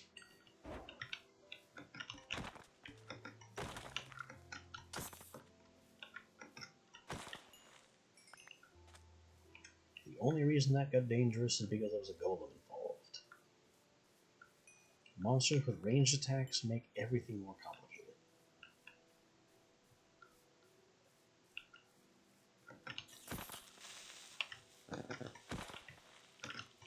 All the basic creatures that just walk at you, not a problem.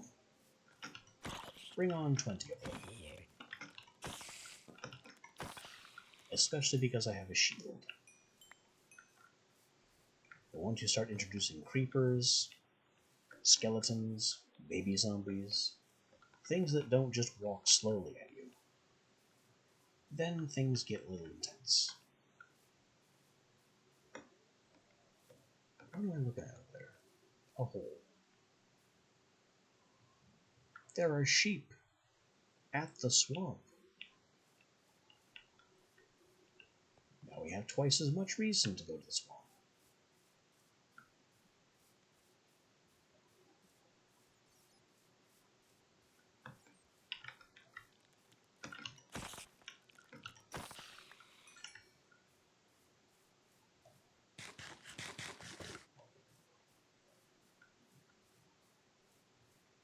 Also, I could use a new weapon. The problem with using an axe as a weapon, though its damage is pretty incredible, is that it's not designed for that, so it takes double durability damage from every blow you land. That's odd. These two spaces must not have enough light. There. That should help the struggling crops to grow.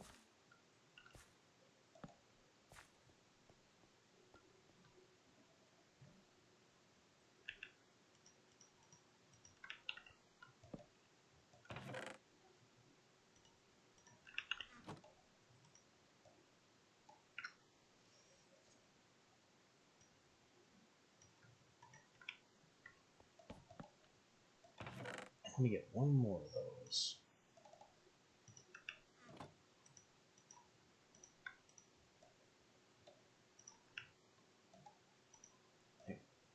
Make the thing. Okay, now I have a monster drops chest. For loot that is not mineral in nature.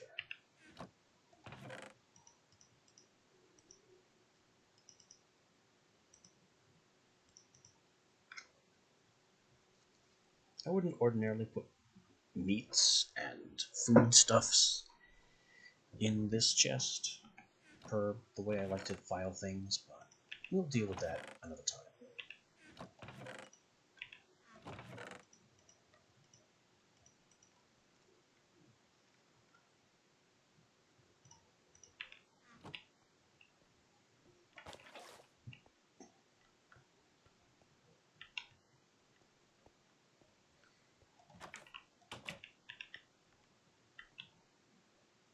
Okay. To the swamps of the west.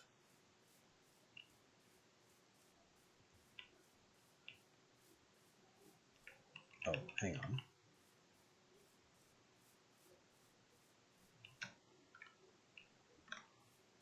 Before we go to the swamps of the west,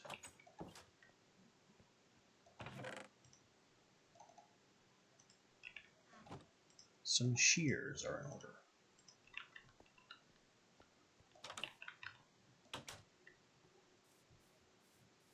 Some wheat would be okay too, to bring the sheep back, but it's a long journey.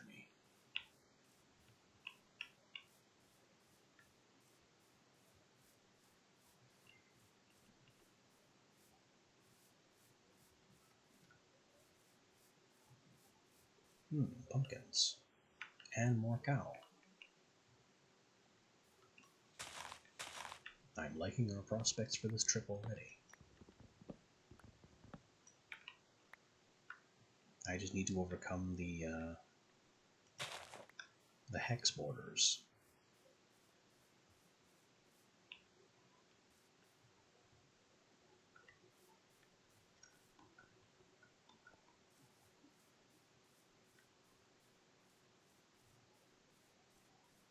I'll just skip that plains tile entirely. It's not a big deal.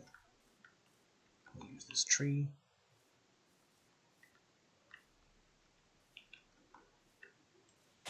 Then remove the tree.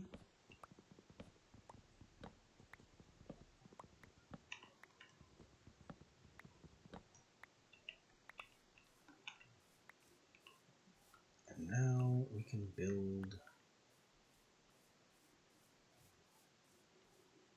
a couple of bridges. Ah, I can't reach.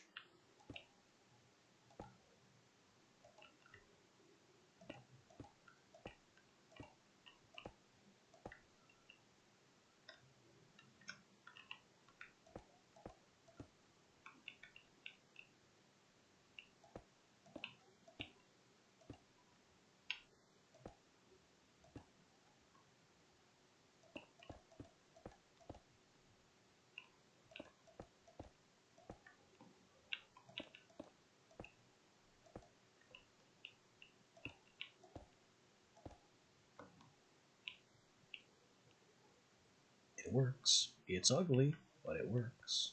I can dig the rest of the way.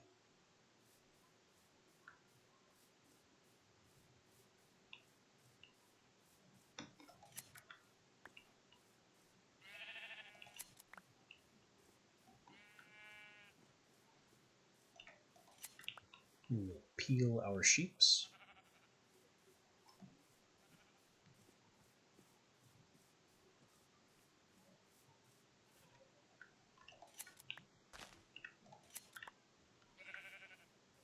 That one conveniently chose to eat grass right at the moment we were clipping him anyway. And this swamp tile has no water.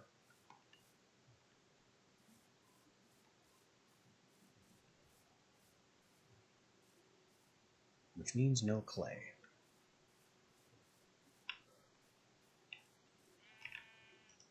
Well, that's a bit of a problem.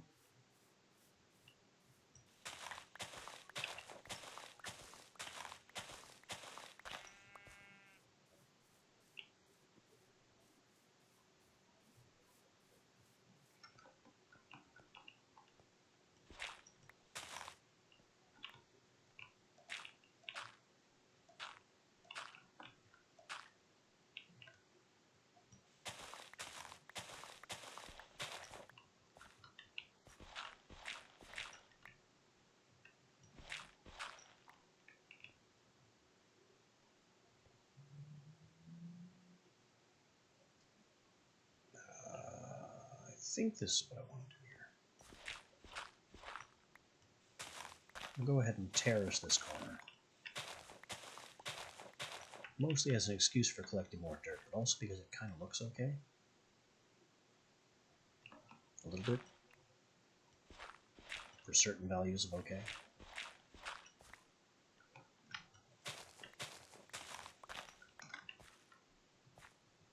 It makes the weird staircase less bizarre and dramatic.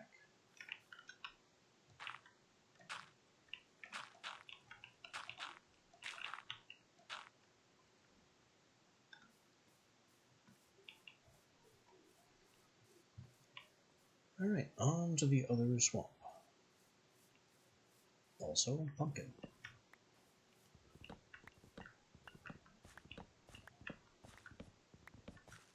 Are pumpkins important? Not really. But they're here. Oh, that's interesting. We get some vines. growing down onto the sides of the block of the hex border.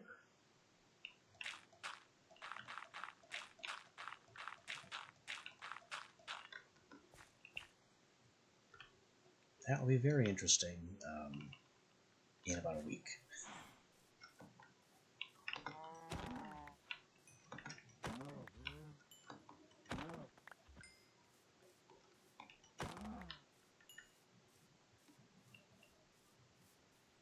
Aha, water.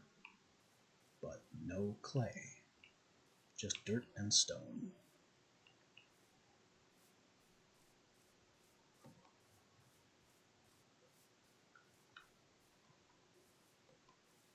Oh, this is making things a bit more difficult than I had anticipated.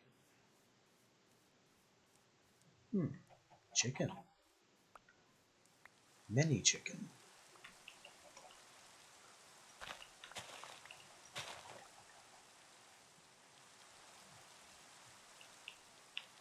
Also no clay, just dirt.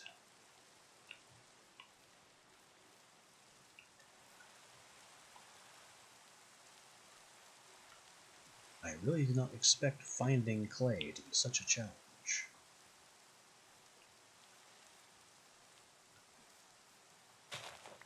We cannot do embers without it.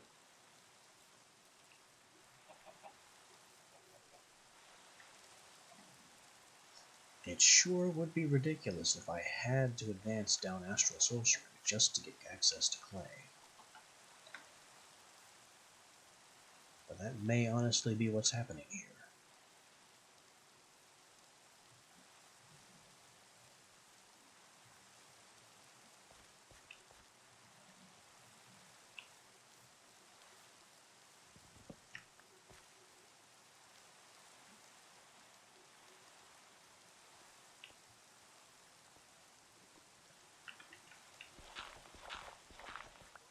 I can maybe grab some flint too, it looks like.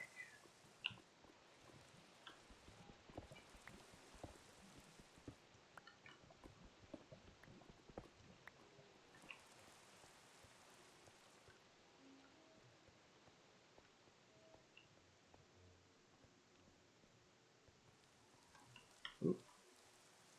This tunnel would continue, but there's a hole in the way.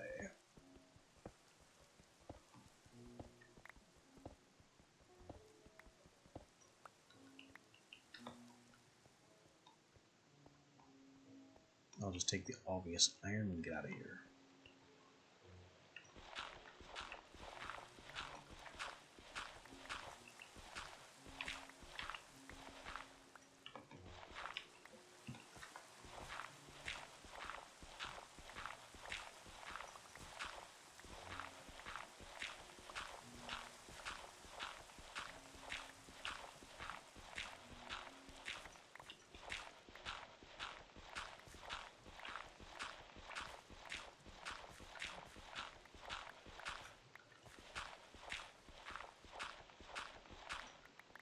I wasn't looking for all this gravel, I was looking for clay, but I will happily take it.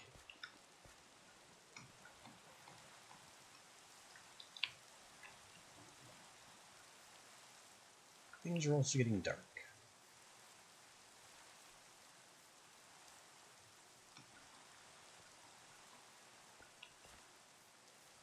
As evidenced by our friend here.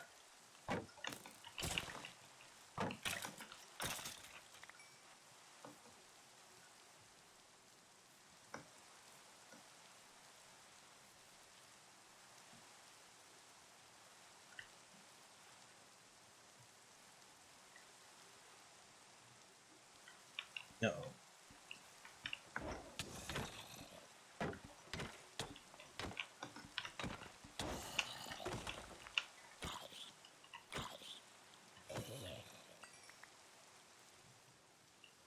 These are not the monsters I wish to be dancing with right now.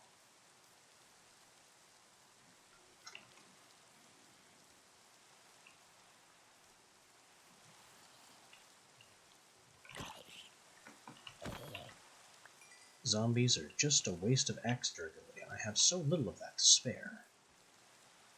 This wizard might be something.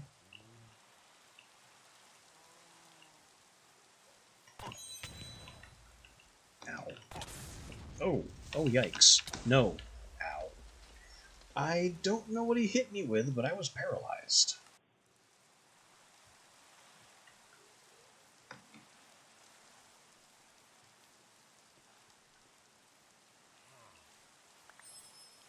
Can I have my stuff back at least?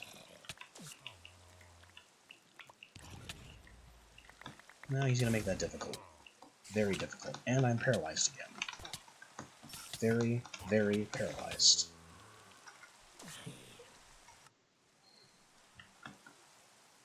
Wizards. Their danger level is very unclear. Sometimes they're pushovers. Sometimes they're your worst nightmare. It's literally paralysis. Get him, zombie.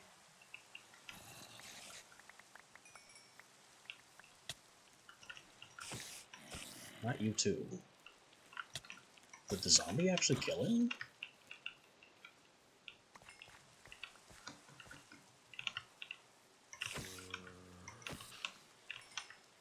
I think the zombie killed him.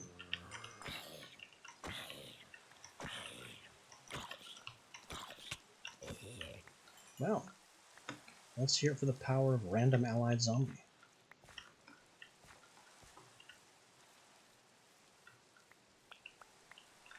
I just hope I can find all my things, because it looks like some of them might have been catapulted off the cliff.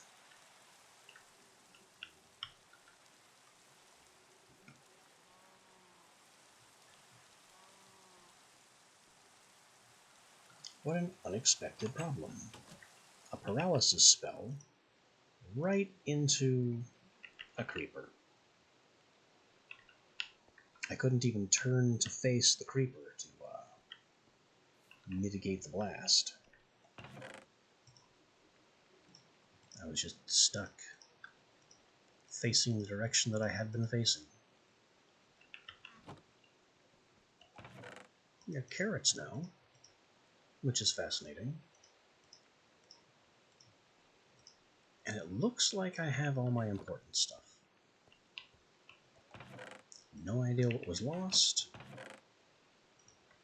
But if I can't recognize or notice any absence of anything, then none of my losses can be particularly important.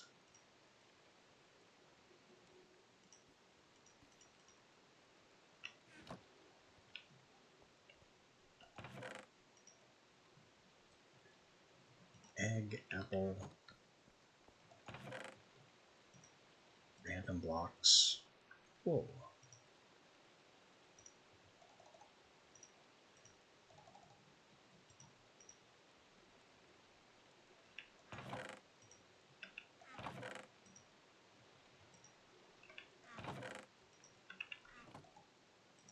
With this wool, we can finally make a bed.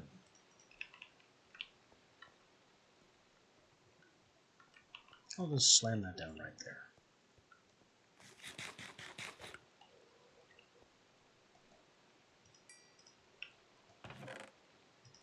And we have lead.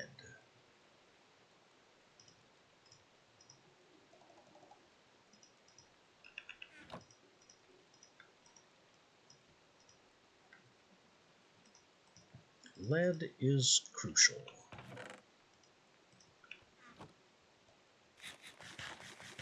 Because like I had said, unlike Mind Fantasy Reforged and Ember Forged, which gated the Tinkerhammer behind composite metal, which was like tier 5-ish,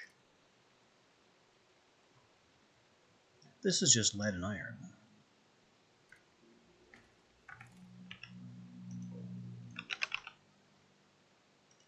That's it. 4 iron, 1 lead.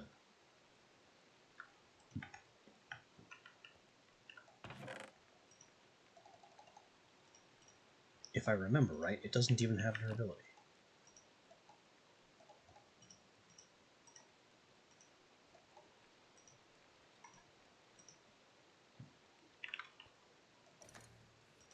So we now have a Tinkerhammer, which unlocks a whole bunch more stuff, such as our old friend the pipe.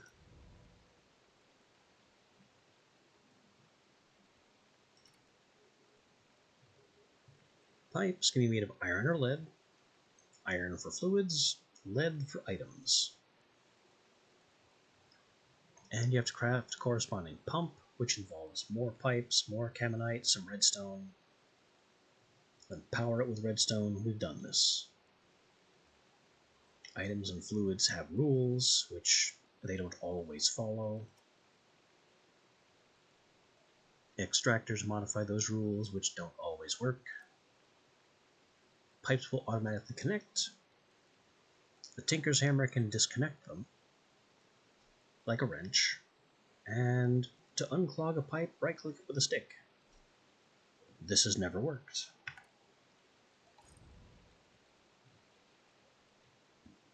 Knowledge of pipes unlocks bins, fluid vessels, item vacuums, and other fun stuff. Those are the Eye of the Ancients. We'll deal with that at a later date. Right now we need an atmospheric gauge,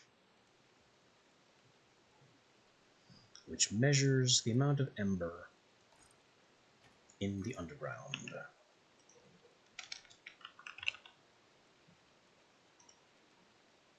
Copper, iron, redstone. Very simple. Or it would be if I had smelted any copper.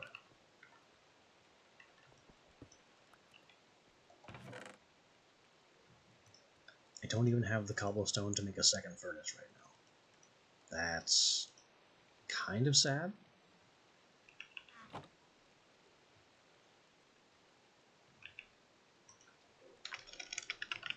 Also, is there any way to make clay?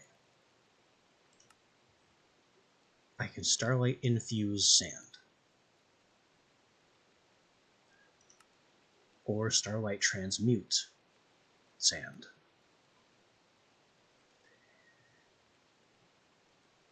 Both of those are kind of a short distance away. But if I don't have any other means of acquiring... I mean... I'm just stammering in frustration now because Embers has once again managed to gate itself behind some other form of technology. And this time it wasn't even intentional.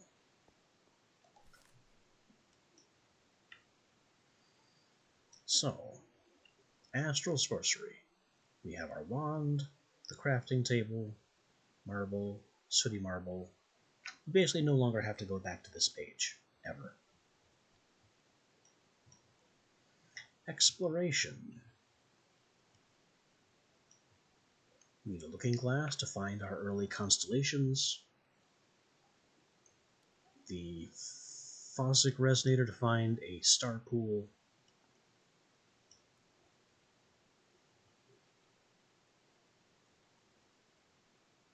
And I don't see what we need here. Light balls, rock crystals. We're going to be rock crystal hunting again. This time with basic tools. I don't like it, but my options are limited.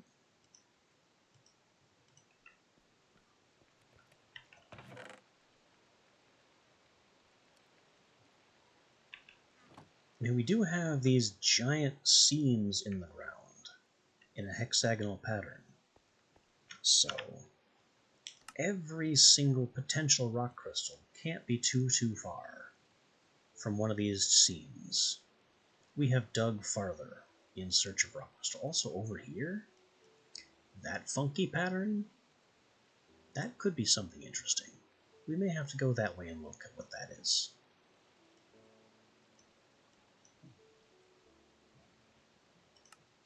Right now, though, clean up my wizard death-related shame.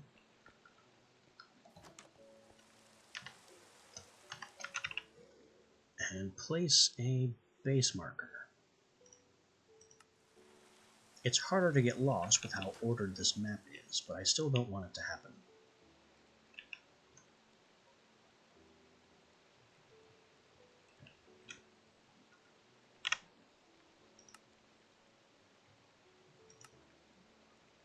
Are there any other swamps about, or potential clay sites?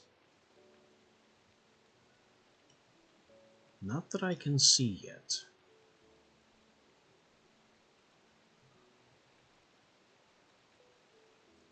I simply don't know how I'm going to clay.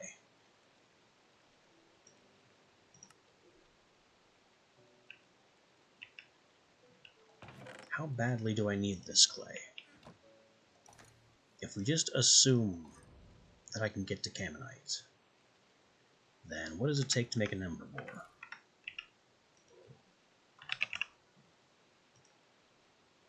Kammonite. Made of bricks, made a brick, made a blend, made of sand and clay.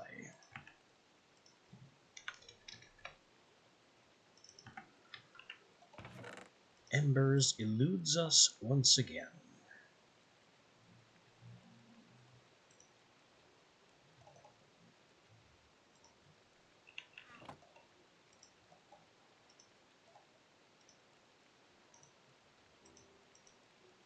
I didn't want to make a sword. I really didn't want to make a sword because the axe is better, but I needed to save on iron, and the durability savings will help there.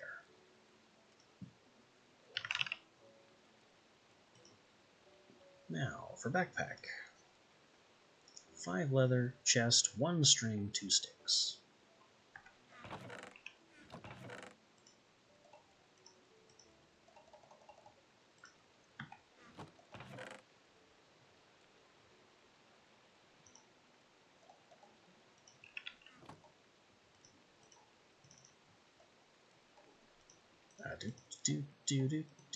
And that makes a basic pack.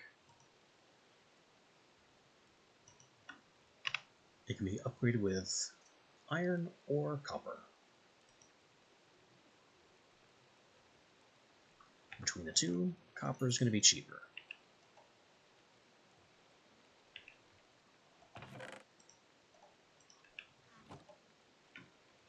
And they both get to the same place.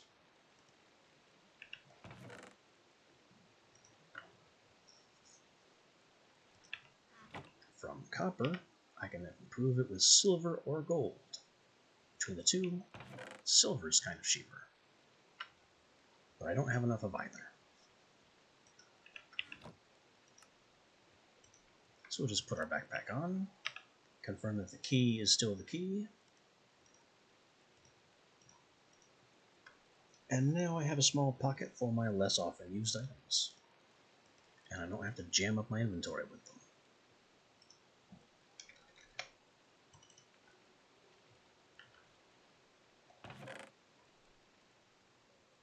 What's next? Well, I still have to go hunting for clay. And I'm still not sure where to go for that or how to do that.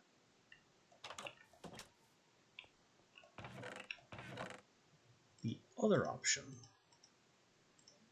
would be to try absolutely smashing my way down the astral sorcery path until we get to the point where we can create clay.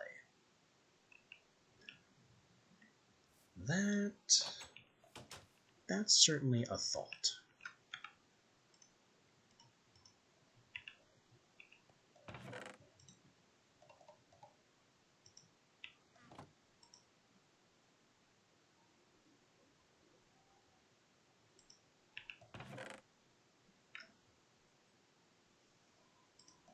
What I think is going to happen right now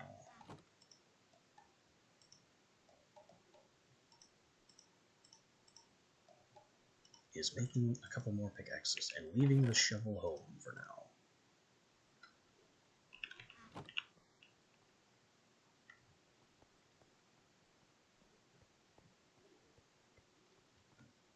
As we go back to digging.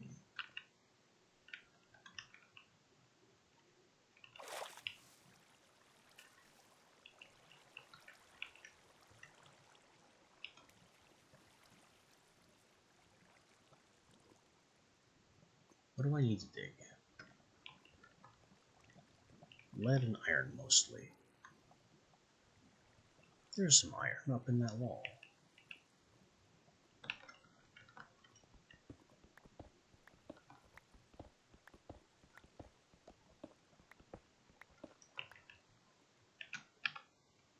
I need this.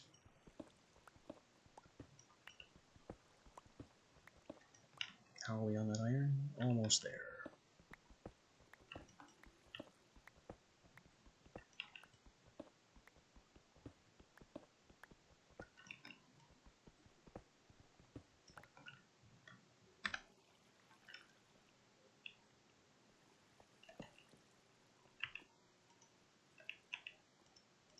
The cobblestone doesn't hurt either, because the cobblestone will allow... Oh, there's some iron right next to that lava flow.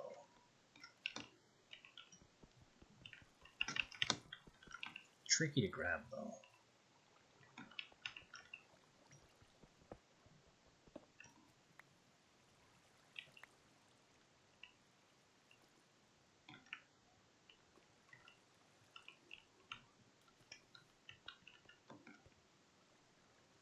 Andesite, quartz, more redstone, some copper way up there.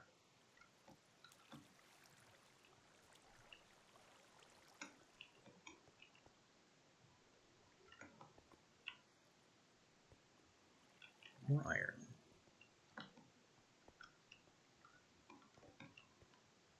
Iron is always good.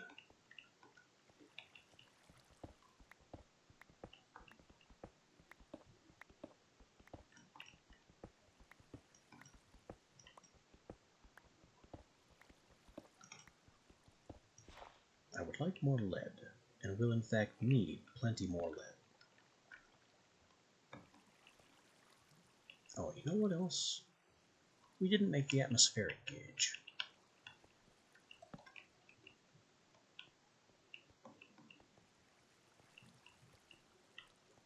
I guess I can worry about that once I find clay. Because if I don't have clay and Caymanite and the means to make an ember ore, then knowing where to place the ember ore is kind of irrelevant.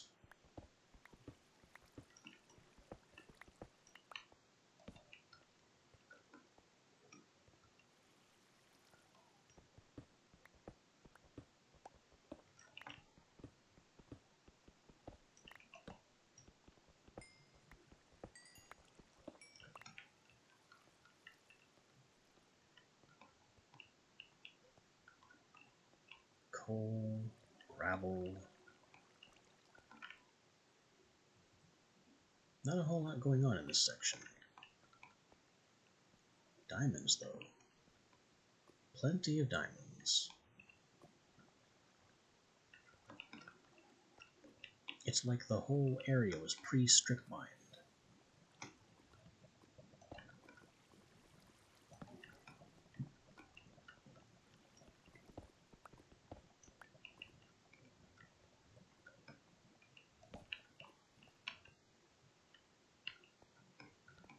Aha, lead.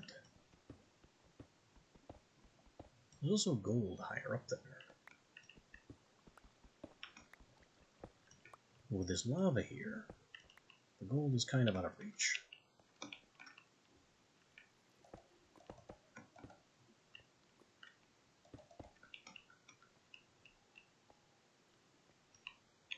I think the weirdest thing about this bedrock border is the fact that there's no blocks anywhere in it that aren't bedrock. It's just all bedrock all the time.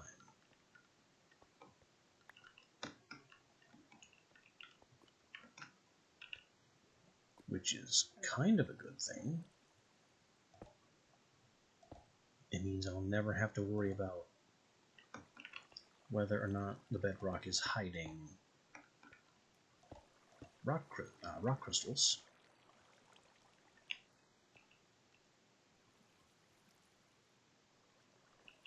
But at the same time, it's a little bit eerie to have no breakable blocks anywhere in this block-forsaken section.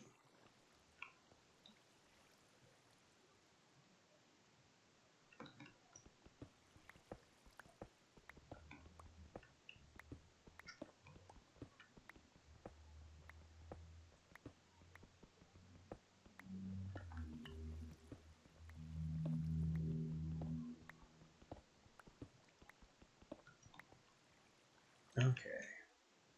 Now that it's getting dark, let me get this and see if there's any easy rock crystals around.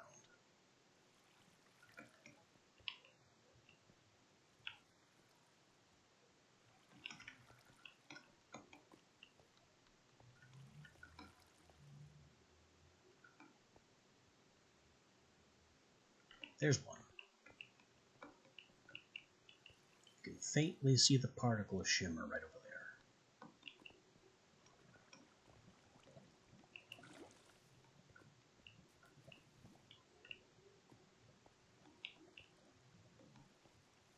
there. Right through this wall.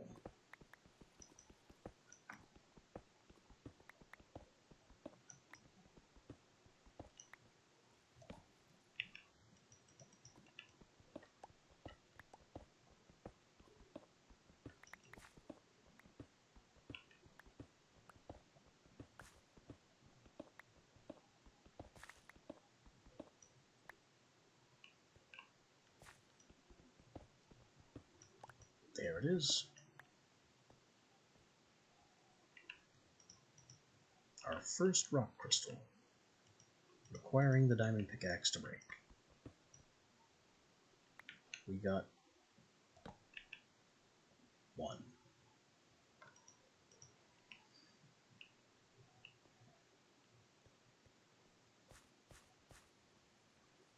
Well, that's a light well anyway.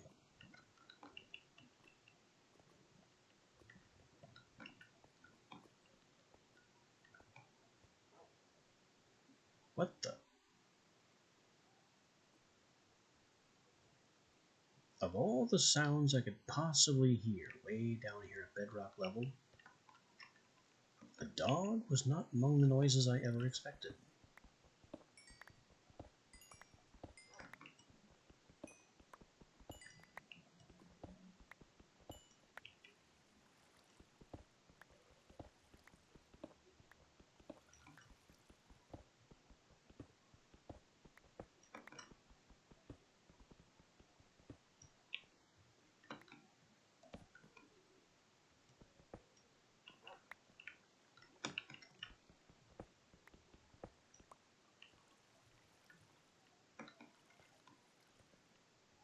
Where's this supposed...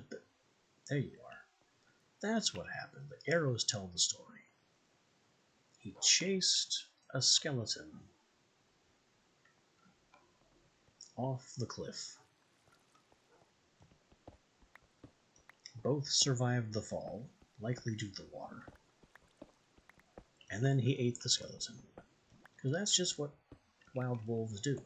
They hate skeletons. You can't blame them, really.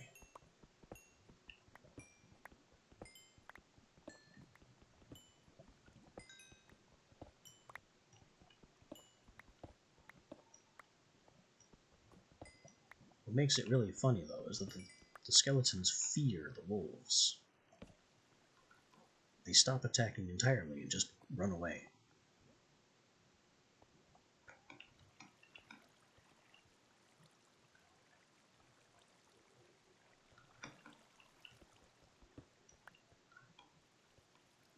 I'm not seeing any more enticing rock crystal sparkles.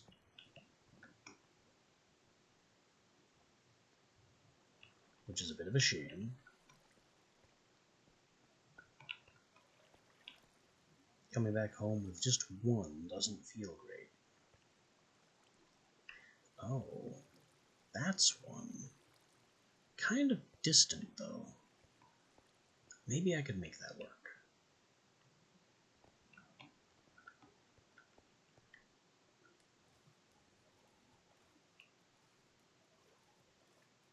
Now we're much closer.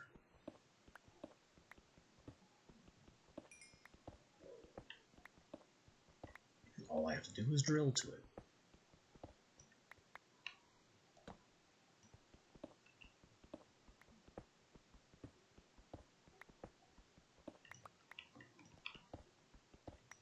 Hello, Diamond. I'm going to ignore you too.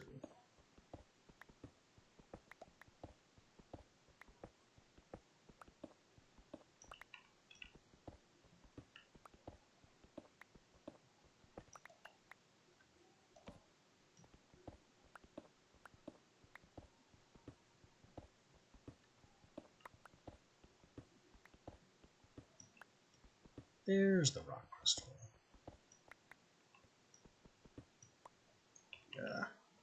Again, just one of them.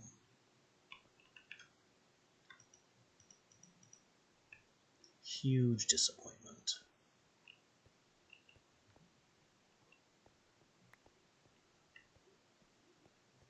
I guess I should be thankful they've been easy to access.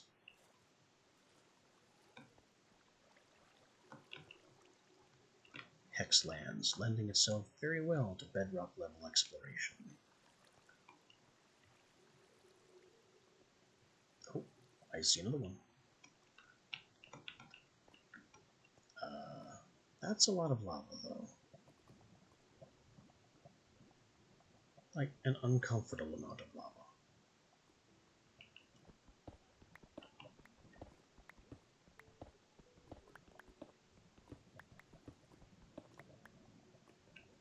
Why is it suddenly extremely bright?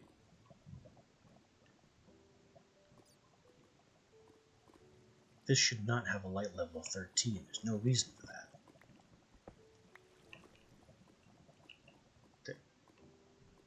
Is gravel transparent? Oh no, there's just lava right on the other side of this gravel. So I don't think I'm getting to that. I need more torches anyway. Get the torch stack going. Oh. Lava on top of the gravel. Lava right there. And I have no blocks.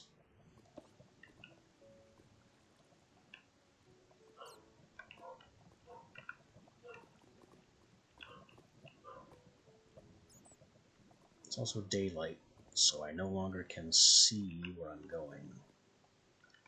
I need to find a way past this lava.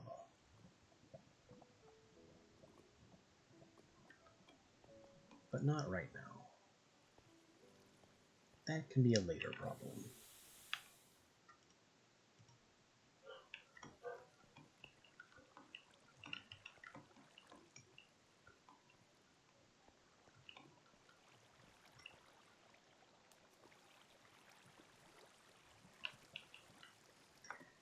Right now I have 2 rock crystals, and that's a start.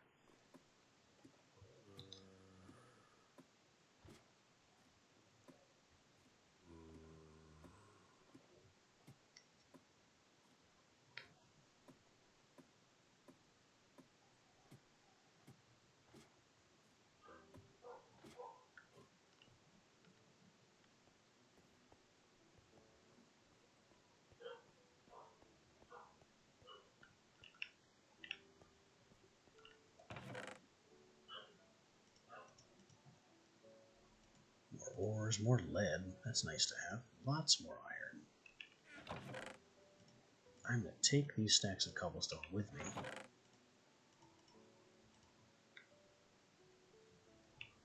Because we're going to go exploring.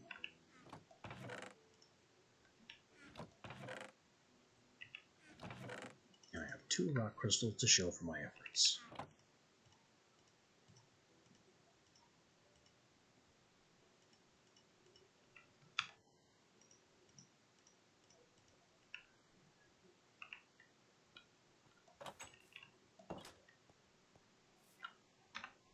Okay. Which way?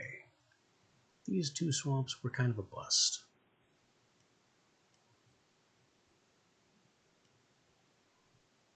That looks like another swamp southwest-ish.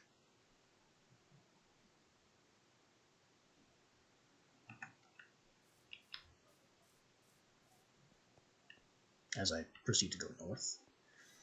I can read my own map, I swear.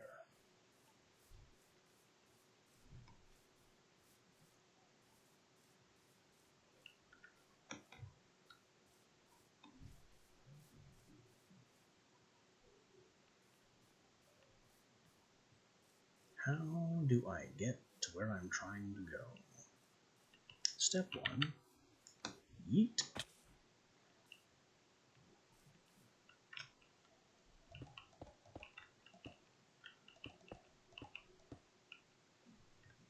That'll provide a way back.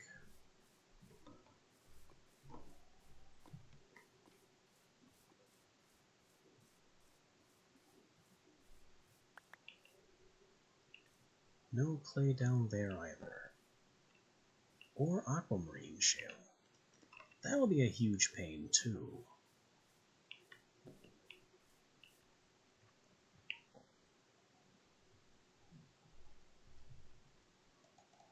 Can't reach.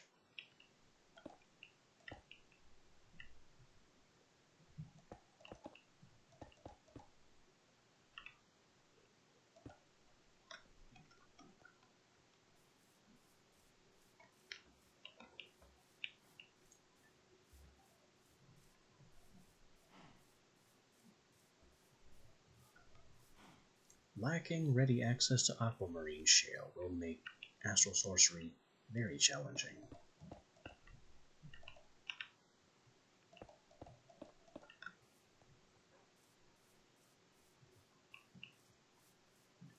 That may require finding dedicated beach biome tiles.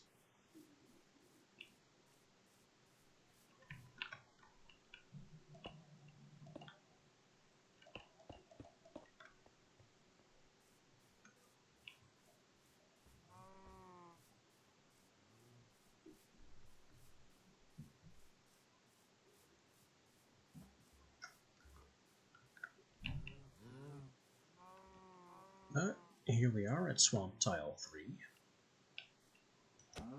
Bullying cows.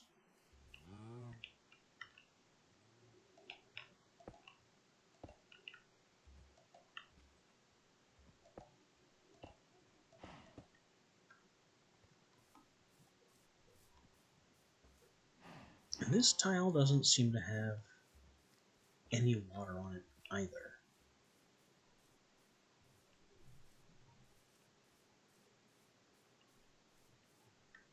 Three hexes of swamp and not a one of them has clay.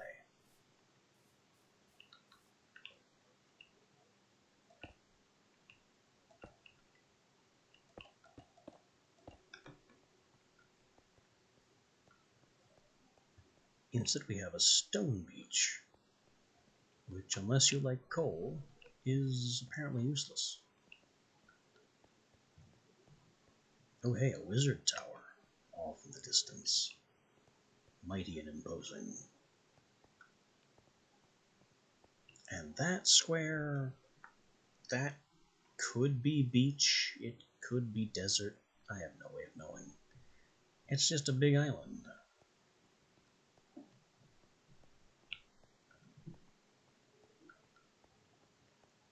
Or maybe we can go see what this wizard is about. With luck, he's a hostile wizard and we can steal his tower.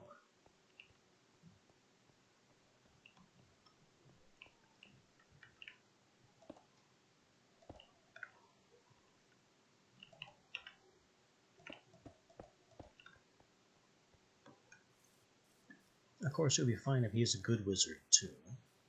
Then we have a potential trading partner.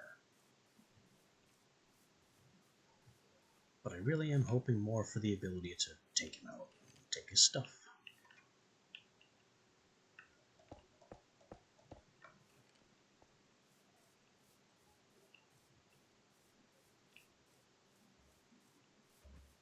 Look at all the cows, though. The cow supply is incredible.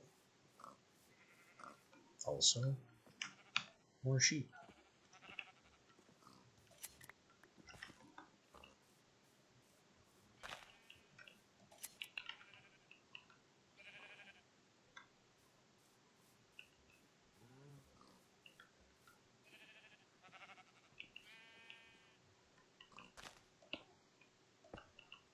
Differently colored sheep I'm less interested in. I'll admit it, I'm sheepist.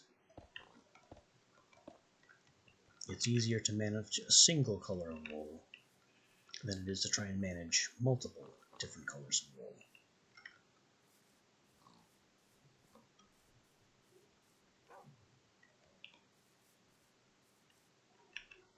Hey, wouldn't you like to come and be my friend? How do you know? I tried.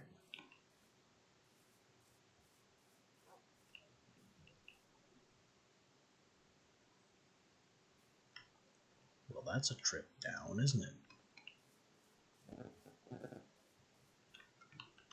To the ocean.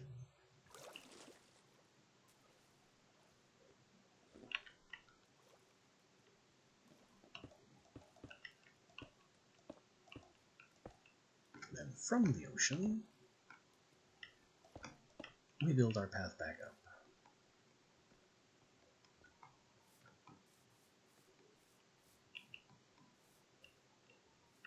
No clay in these little pools either.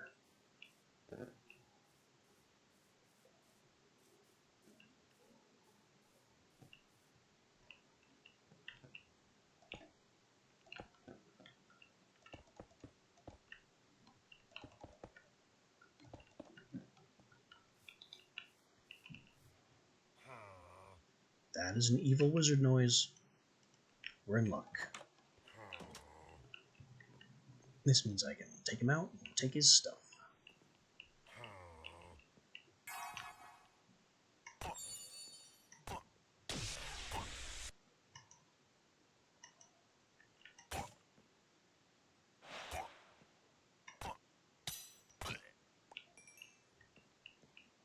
His arsenal of spells was no match for my ability to keep left-clicking.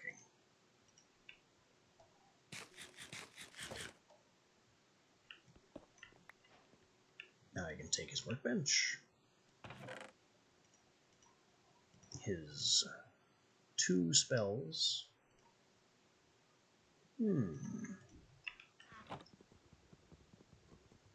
some armor plating, and his books. Important. Tome of Arcana.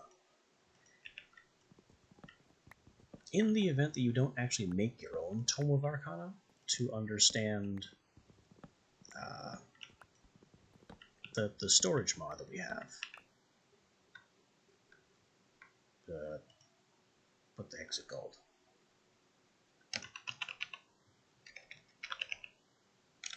I've completely forgotten.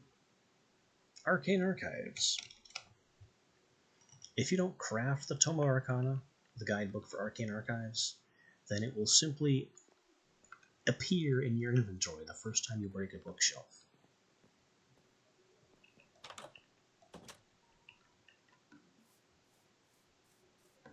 So basically for the cost of 6 wood, you can build a bookshelf, break it, get the book, and it returns the 3 books you spent to you. Hey, there's a jungle over there.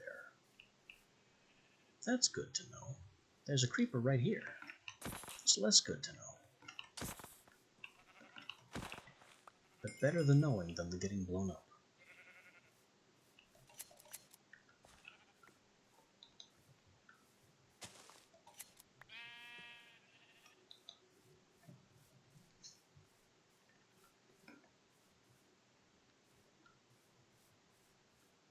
Actually, before we get too much farther, let me hide in here where it's safe.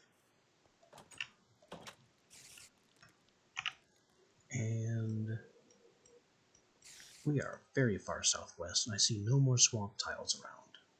That is a savanna tile.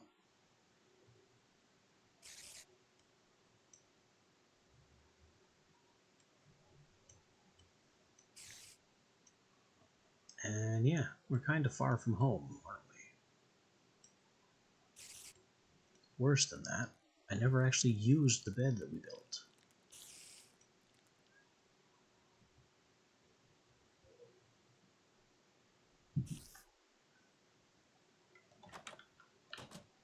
Still, I'm not just going to hang around here and wait for dawn.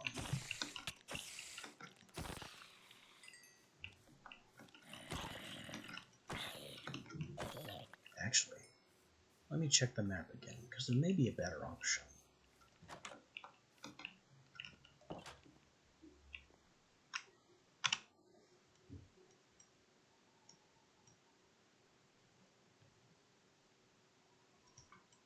Yeah, I don't have to traverse all these tiles and build myself new bridges. All I have to do is harvest enough wood to make a crafting bench and then a boat. And then we sail the ocean tiles all the way up to where it would be easy to return home.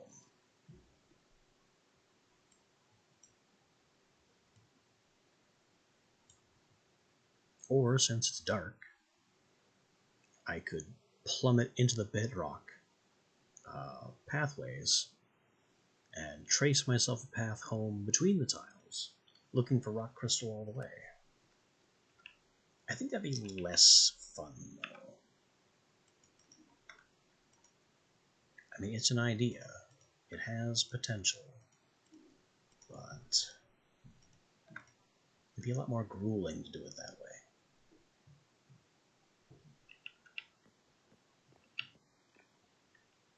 So I'm going to steal about 9 plank blocks.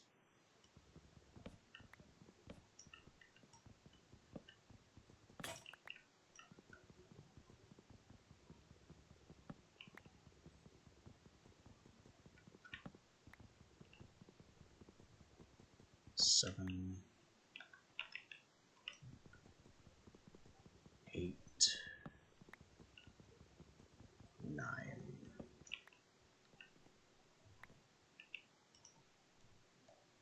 There's our crafting bench. And with the power of crafting bench, there's our boat. And with the power of boat,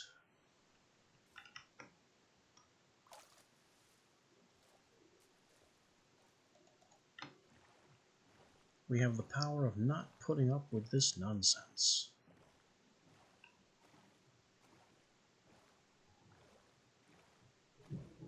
Also, when I was checking the map, I noticed that this was a beach tile. Unfortunately, none of the sand of that beach is underwater. Which means no aquamarine shale.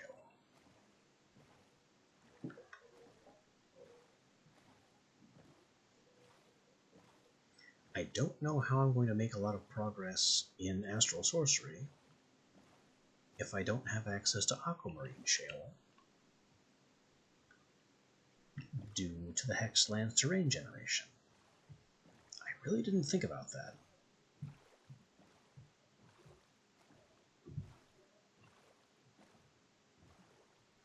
It's not something you think about, having inorganic beaches.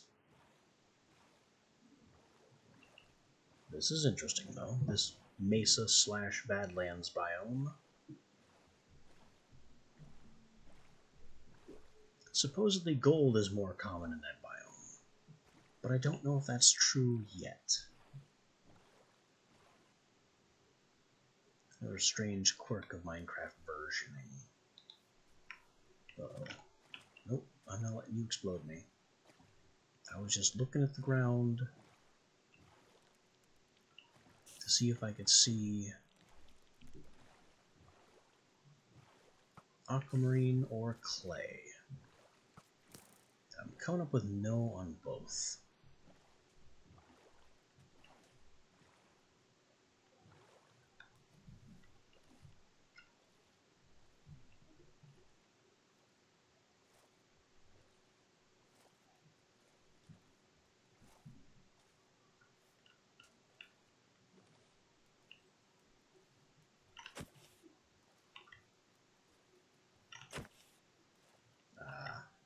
And Twitch is choosing now to tell me about problems.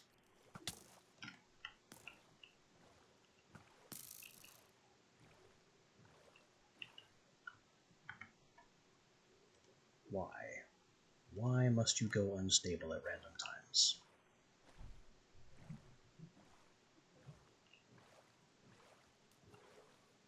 All I am doing is playing the cube game. And you've got to be difficult about it.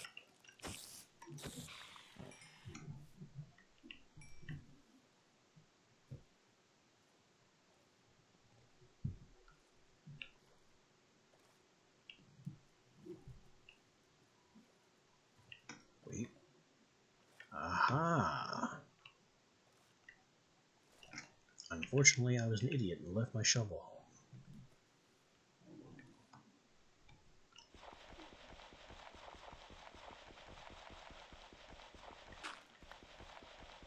so this will be slow, and we'll risk drowning.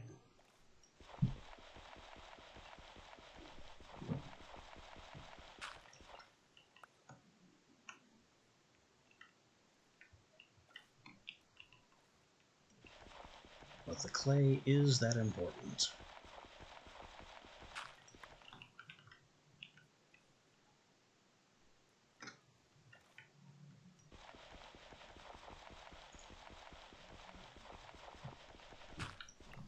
I mean, I was talking about grinding my way straight to the 3rd page of Astral Sorcery just to be able to make clay. That should give you an idea of how important it is.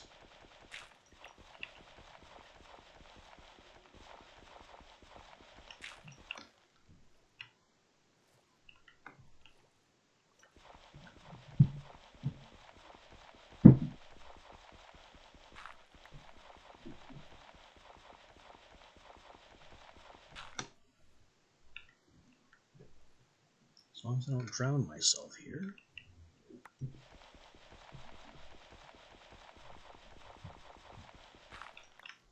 We might manage to get a stack of it.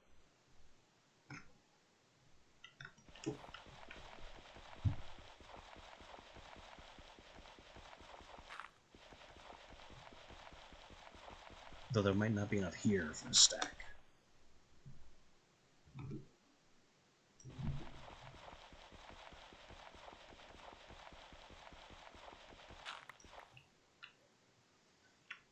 No, I think that's all of it.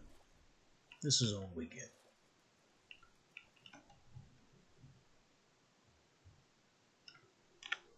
And home from here is...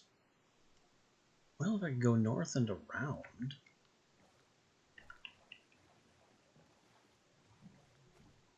Let's see if that's a viable path.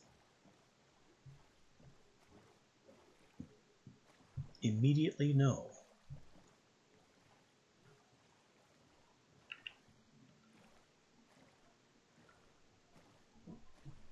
Just immediately no.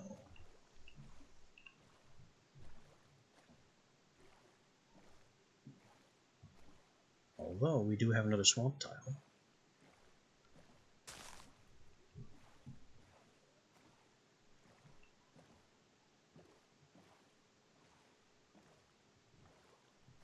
And another false deep ocean tile with a small island on it. With an aquamarine shale.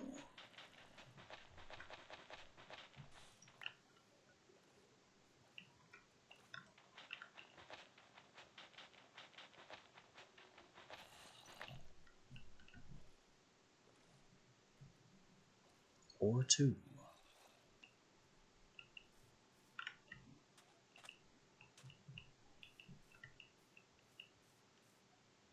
Not seeing any more of those precious materials. Oh, wait, yes, one more.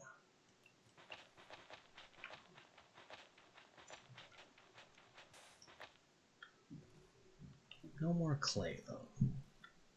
Unless this... It is...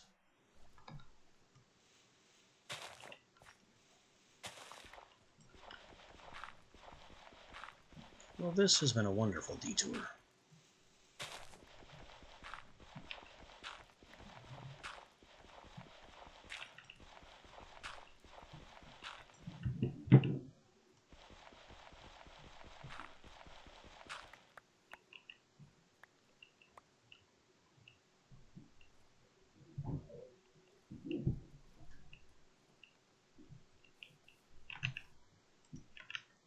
Stack and a half of clay. I mean, 6 aquamarine shale isn't much, but considering how difficult it's been to find, it's at least something.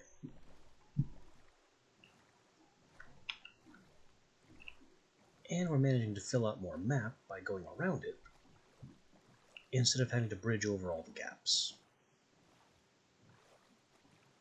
Which I really shouldn't be complaining about the gaps, since I put them there on purpose.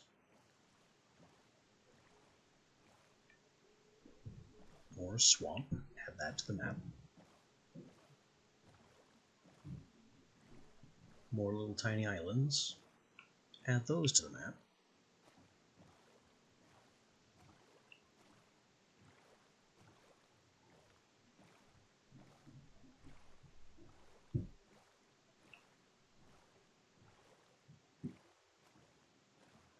Another swamp with a witch hut on it.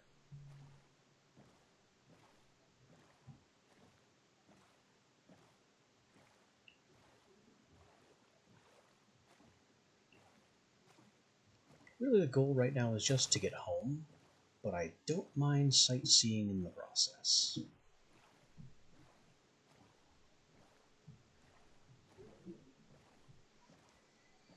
We're discovering more and more of what our map looks like.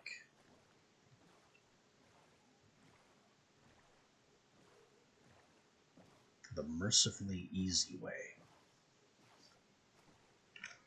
Although we are discovering more and more that there's just this big wall of tiles preventing us from just going right to base.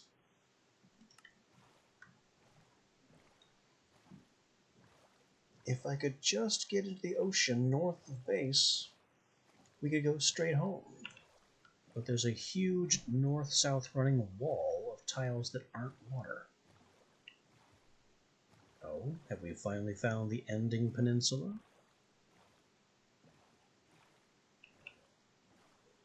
Can I finally make it home from here?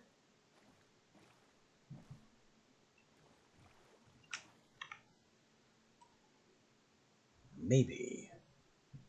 Maybe this gap persists. What is that giant white plate?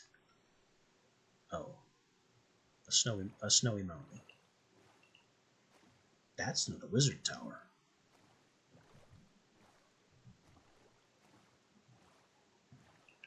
That could be interesting to stop off in, too.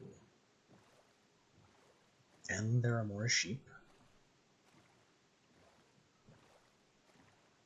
And we have a funny-looking mound of dirt, sand, with more aquamarine shale on it.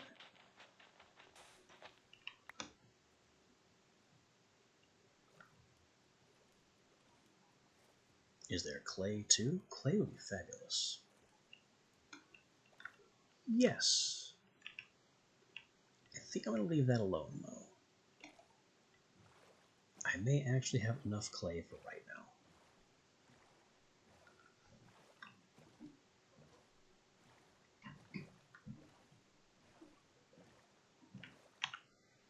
And the map foils us again by placing a giant barricade in the way. Alrighty.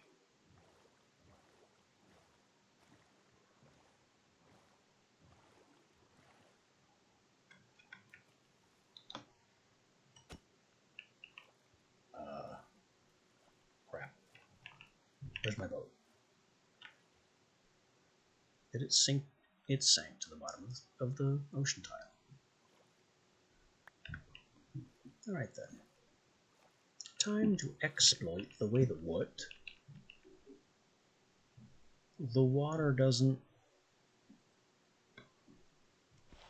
Alright, water. Flow, and then thank you. Let me down. I was about to just blithely jump off here and trust that there would be water for me to land in on the bottom. Almost made a very fatal mistake.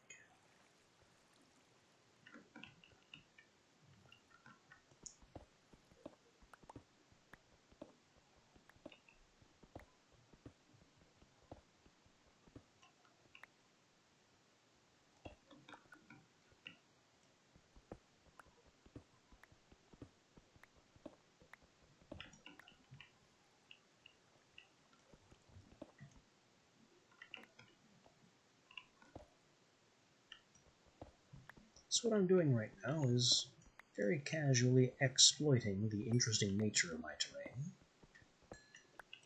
to make a path home.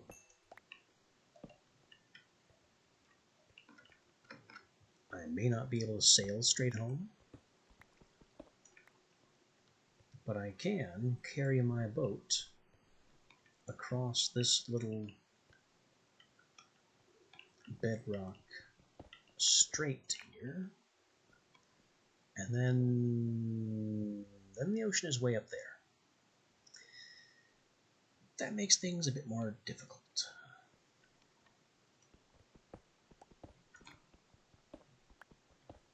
I should have thought of that when I fell down here from the ocean.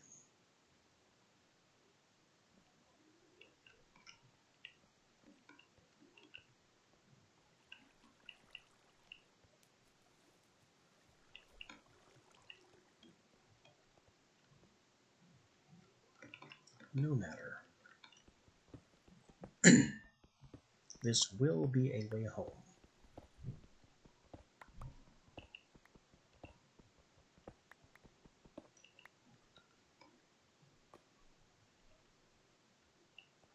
We're collecting iron along the way, which is good. Whoa! Okay, that was only a squid.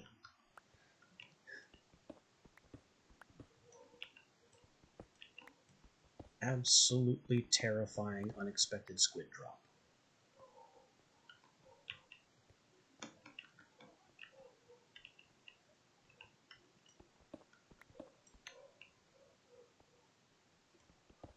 I don't even know what nickel is for.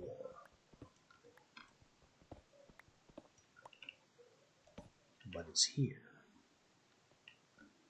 Uh-oh. Falling in bedrock pits again.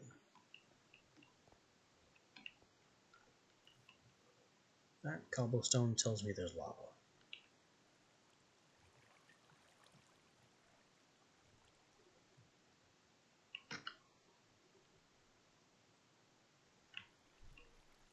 I'm not seeing an easy way back to the surface from here. I'm kind of locked in now to exploring these bedrock depths on my way home, which is precisely what I did not want to do.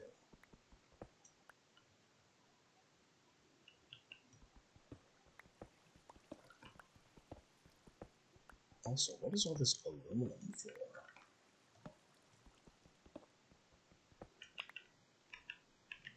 I don't remember the uses of aluminum, if any.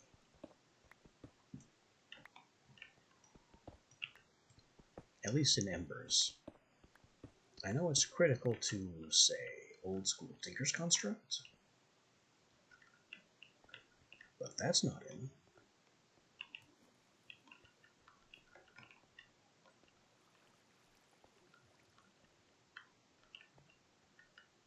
Come on, get me over here without toasting me, thank you. That was a golem footstep.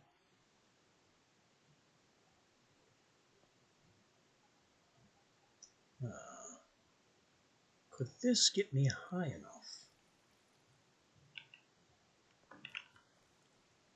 I might have found a solution.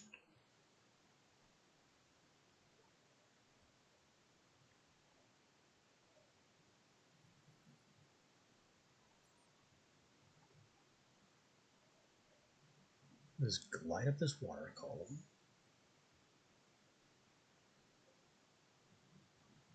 Which will get me in line with the bottom of this ocean over here. And then we can continue to boat.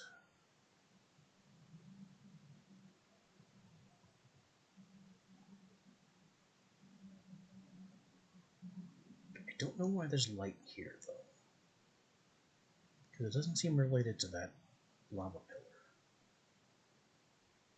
I guess it is, though.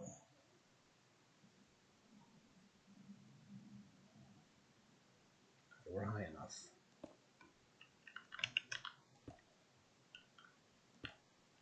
Just break directly into the water.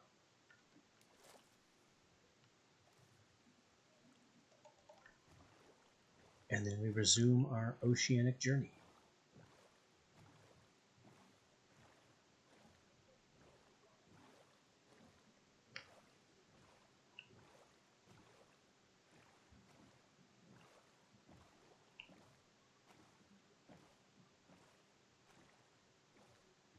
Admiring all the interesting terrain tiles as we whiz on by.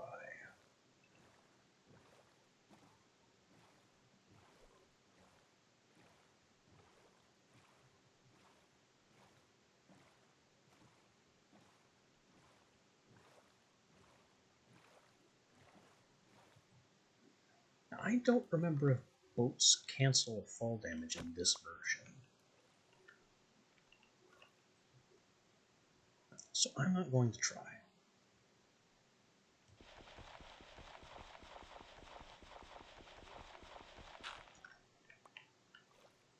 Instead, I'm going to let the water carry me down.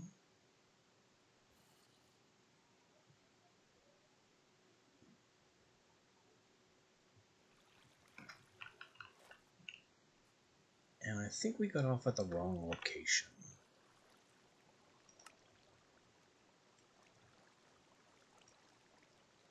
Nope, this will work. I can go through here and then that way, and that takes us home.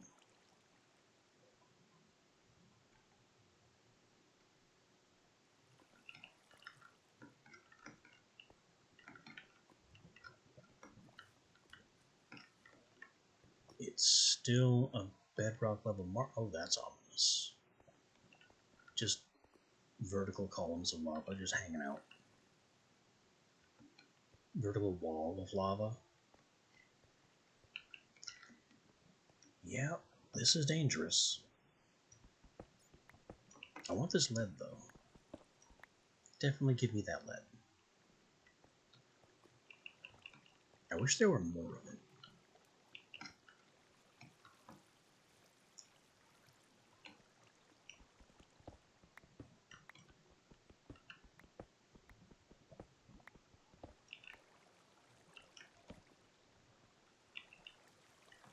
Oh, I should grab these.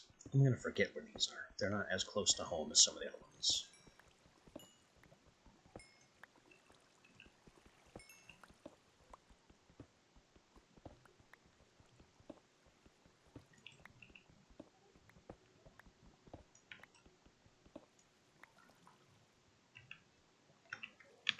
Look at all the loot we've got. Any sparkles anywhere? Oh yeah. That's kind of a distance though. I'm still basically trying to get home. Oh, that's a lot of lava in my way.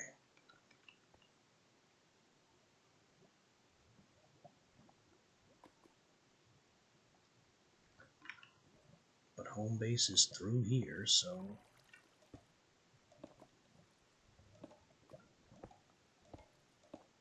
let's make it happen.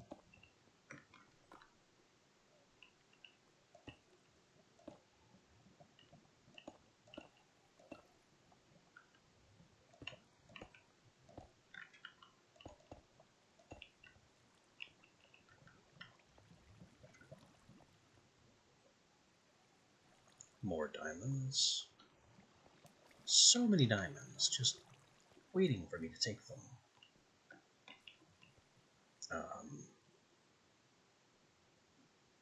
I thought...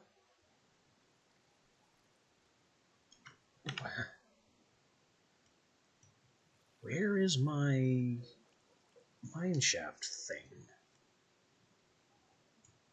That's base.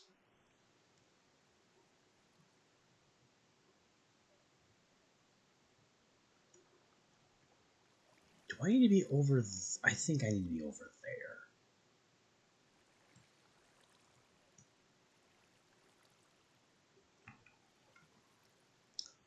Well, we ain't home yet.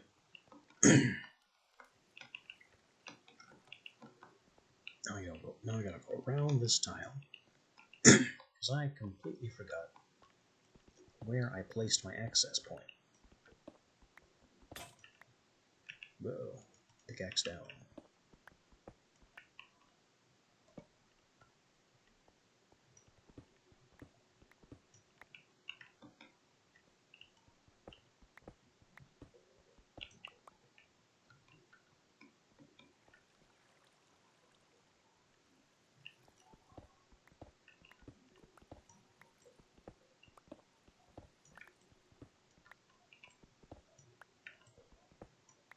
That's a lot of copper.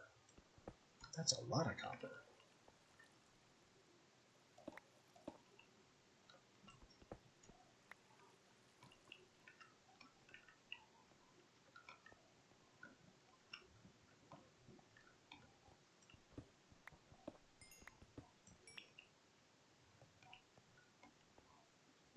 Or nickel.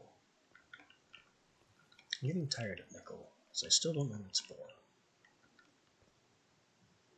Oh no. I have to go through here.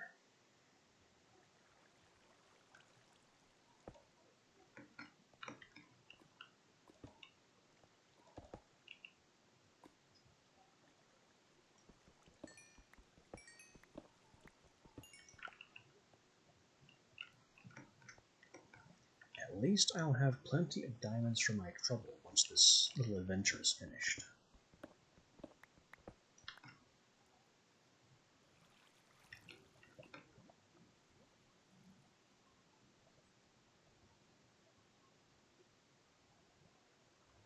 I don't see any more rock crystal sparkles in the area. This batch of lava is gonna be annoying. Let me just block it. I missed. Block it entirely. Just completely get rid of it.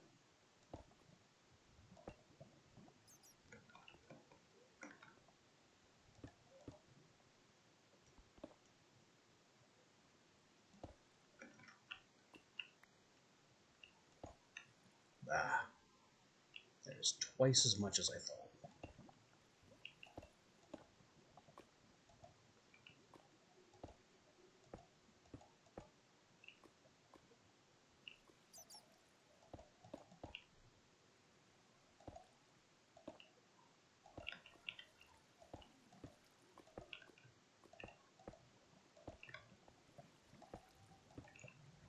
There, over that particular hurdle. Now past the next one.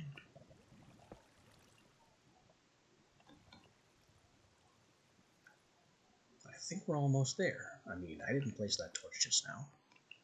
That torch was already there. There's my landing pad. We are at last home free.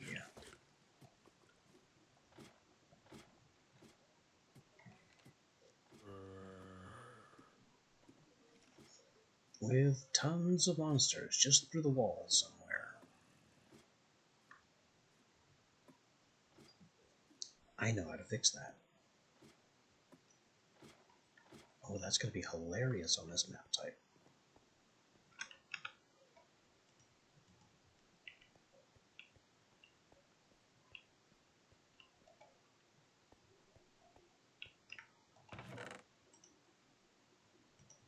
Alright, string.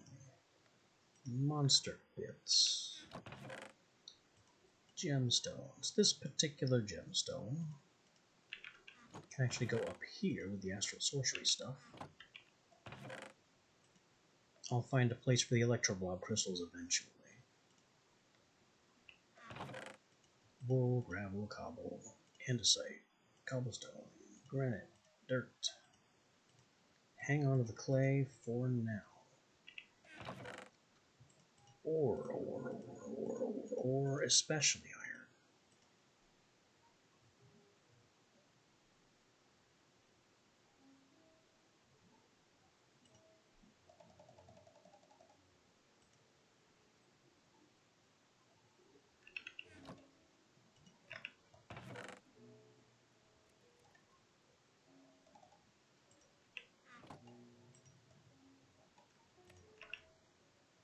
There's that second furnace I was grousing about not having.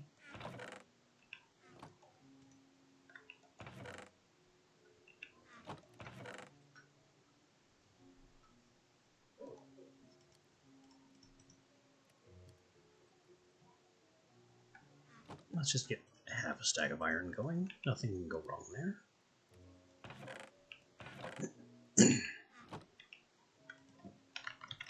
Now I need a Caymanite, which is 4 clay and a sand. Fortunately, sand.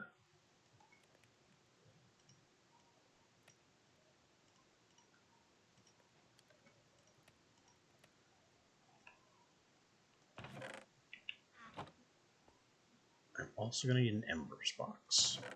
Like, very much so. A dedicated embers box.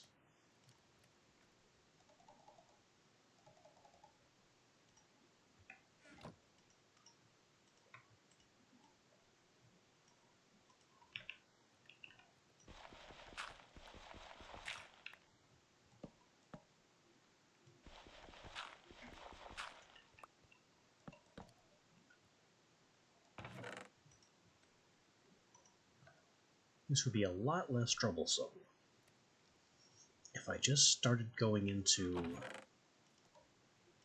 Arcane Archives. Then I'd have all the storage I could ask for.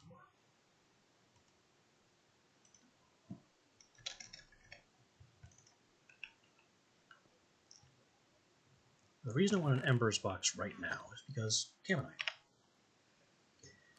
I'm going to need some of these stamps and some plates. And I'm not entirely sure how much or when or why, but we're going to need them.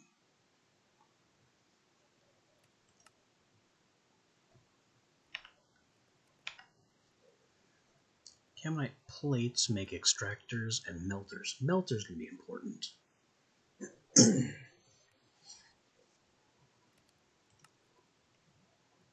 Also receptors and emitters and everything else. They also make really cool levers in packs of 4. Mine Fantasy Ember Forged made these a lot more expensive.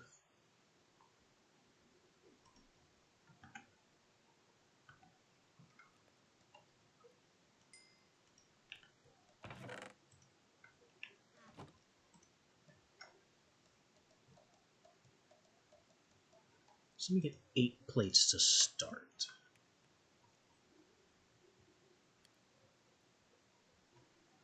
And then if we Camonite blend to brick. Okay, brick to bricks to brick stairs is just horrible, but necessary.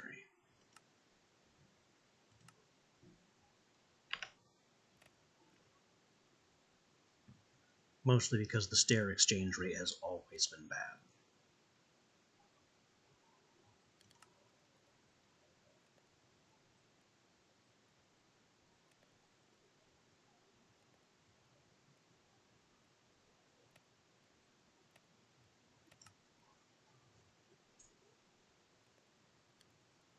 So I'm seeing about 40 bricks for right now.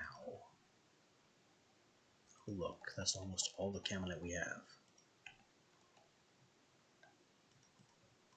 Does it divide into 8? Not very well.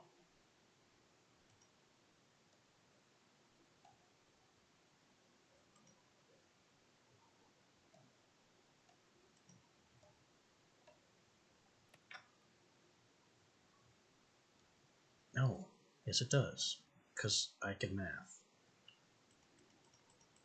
It divided into 8 perfectly. I'm just dumb.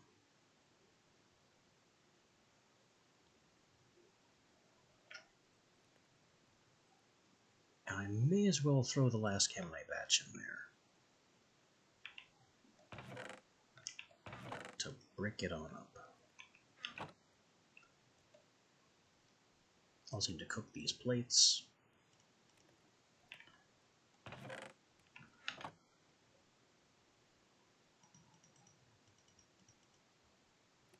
Oh, I had a chest the whole time. Well, this spare chest is now a block. And this box is now the Electroblobsk. Actually, it shouldn't be. It's only room for a library.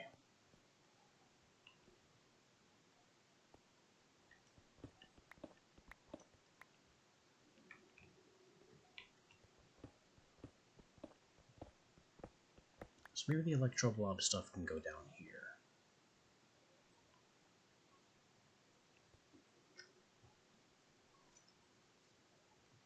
I'm gonna have to move this eventually. There's just no way around that.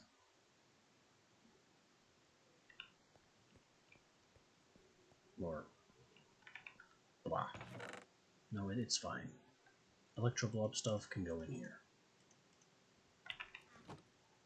And my wand modification dingle bopper can go right there. For now. Not that I have any wands yet.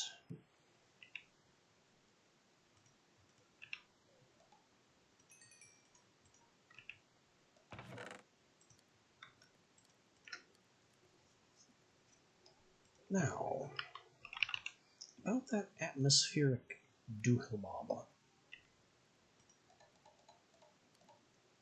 4 of these, 1 of these, 2 of these. I should cook some more copper.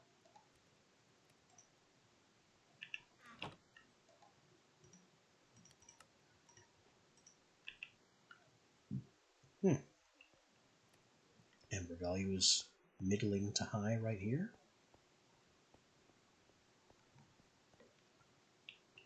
Gets worse as I go over here, but you know, half the gauge isn't bad, especially considering all the exposed bedrock in this area.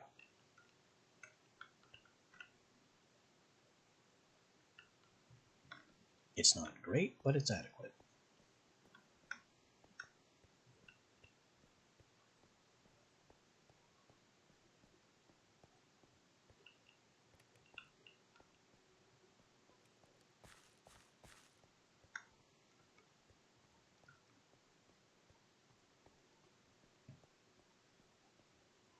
Gauge goes a little up over here.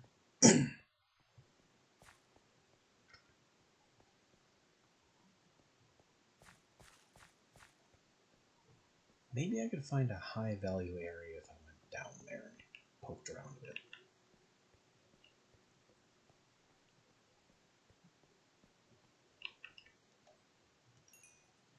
We got plates.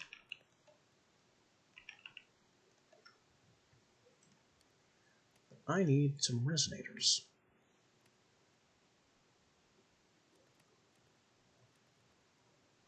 That's going to be about 6 gold for 3 resonators, which I do not have. Gold, it seems, really needs to be on my to-do list.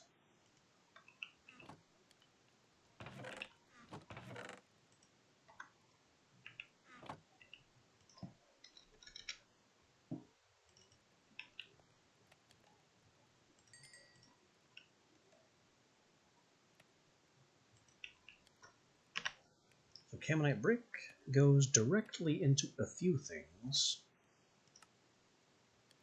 most of which aren't crucial immediately.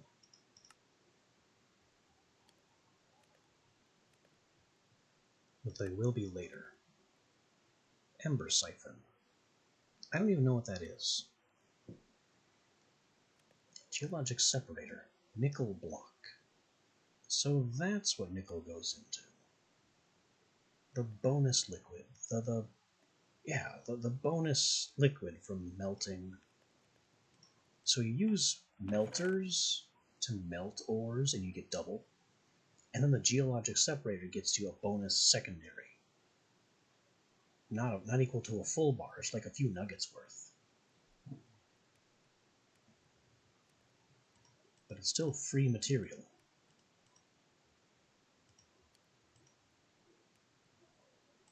Lead, silver, tin, nickel, aluminum. Don't know what to do with those yet. We'll get there. Redstone. I could block some of this to save space, but space isn't the preview just yet.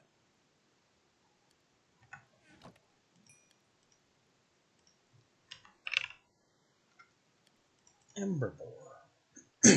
Mechanical core. Lead plate. Hammer, a lead ingot. Or use a machine that I don't have access to yet. So that's not happening.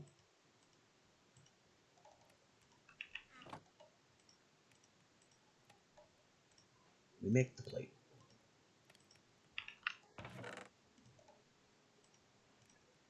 Ore core compass.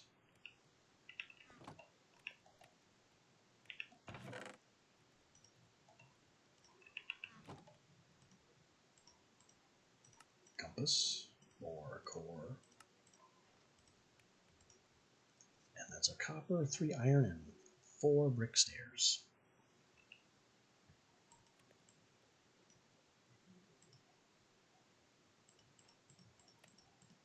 4 brick stairs, unfortunately, because Minecraft doesn't know how to stairs, is 6 brick blocks. I don't know why this was ever allowed. You take 6 blocks, You remove a quarter from some of them, and you get 4 stairs.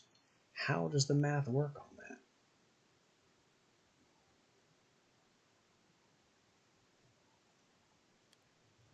You are losing 3 blocks worth of material.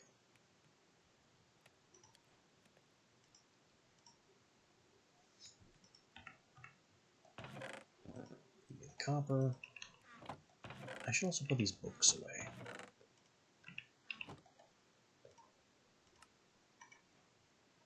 And that gives us our Ember Boar. But we are still not ready to do Ember's things. The Ember Boar by itself is useless without another mechanical core.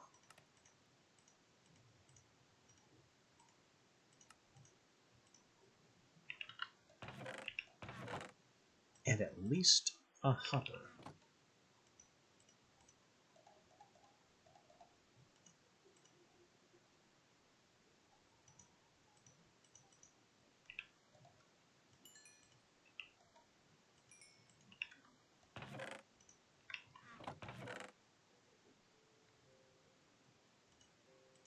And it also requires item pipes and an item extractor, because I have to be able to extract from it.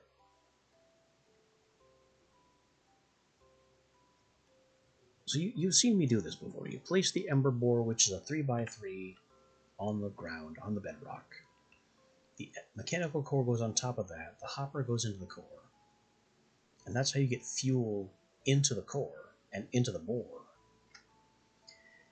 But the boar also extracts ember crystals and things, which goes into the core and has to be extracted with specifically an embers extractor.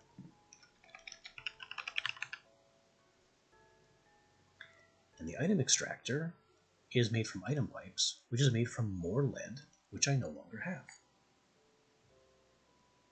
I mean, I have some, but I'm still wasting coal by burning so little. I could just charcoal all this oak wood. That could get us some more fuel.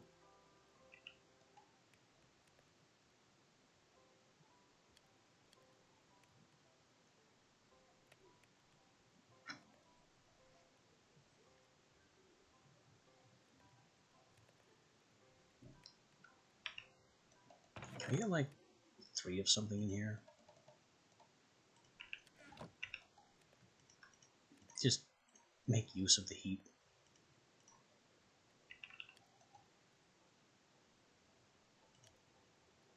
Okay, item pipe needs that. And then we can make the pipe. And then to get to the extractor, I need 2 redstone. And then to run the extractor, I'm gonna need some levers.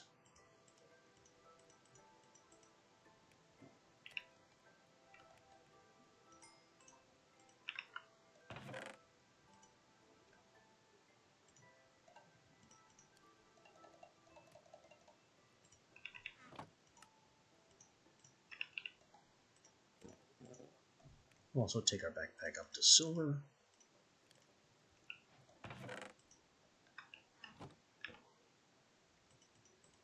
Getting another row. Next step after silver would be diamond, which I technically could do.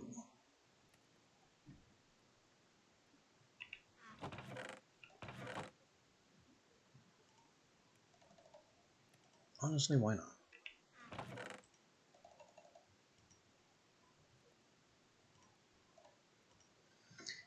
Notably, the recipe here, 4 diamonds and a bunch of glass, reminds me of iron chests.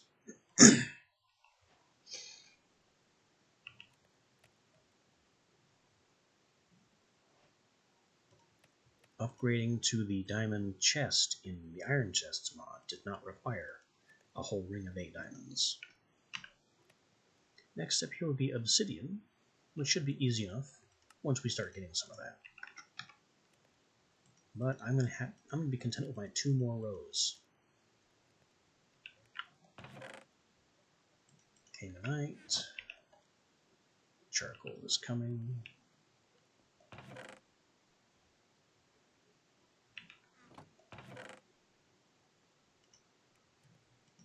Put the hammer down, I think. And because Twitch is choosing to give me issues, and we've made decent progress so far, I think this may be the end of things for the day. I've got an ember bore. I've got an atmospheric gauge. Tell me where to put it. I have all the materials I need to make the ember bore function. Except for a chest.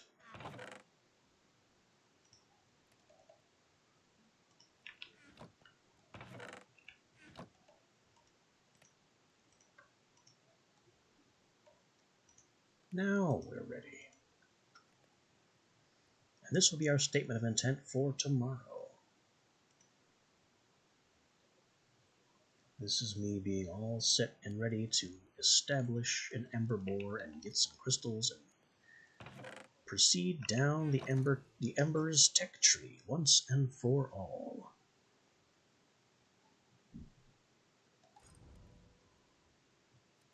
Once we get the bore, we can get crystallized ember. Completely skip the ember activator.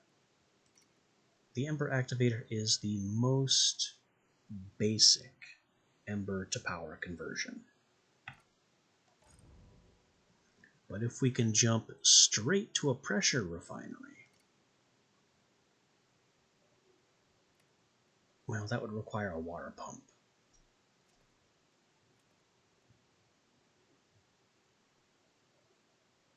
And I don't think I can water pump with just embers. Usually I have embers in alongside thermal expansion, which makes water pumps much easier to get to. But I felt that would be missing the point, and it completely bypasses this specific puzzle. So maybe I do actually want an ember activator.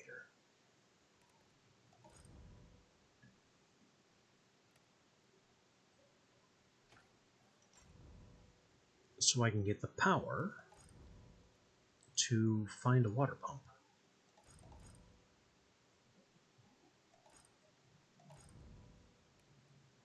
Melter and stampers, how ore processing works in embers. Centrifuge, mechanical stuff and stuff. Mechanical pump.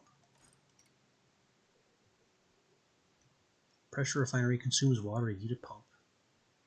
Ember converts poorly to mechanical energy. Running it off of ember will be bad. Build multiple of them. Or I could use mystical mechanics somehow. Off of the mini boiler. And a gearbox. And a steam engine.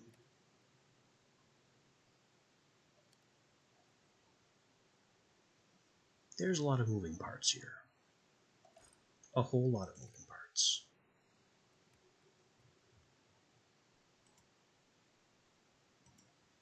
Amber bore.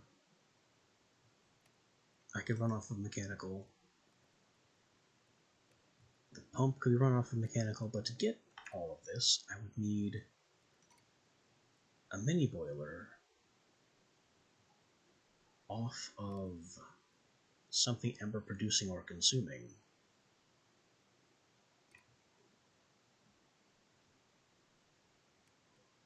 And then what? How do I move the steam around?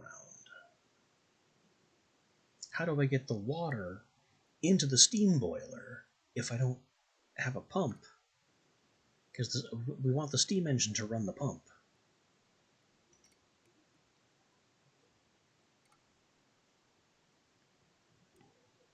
This just gets more and more difficult.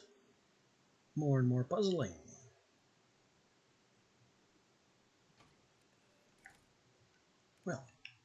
I guess those are questions for tomorrow.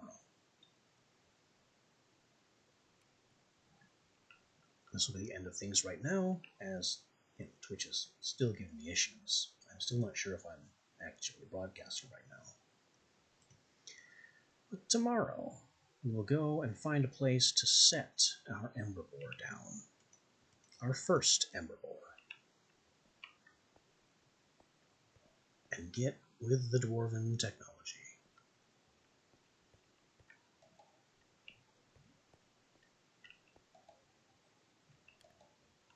That'll be all from me for now. I'll see you next time. Until then.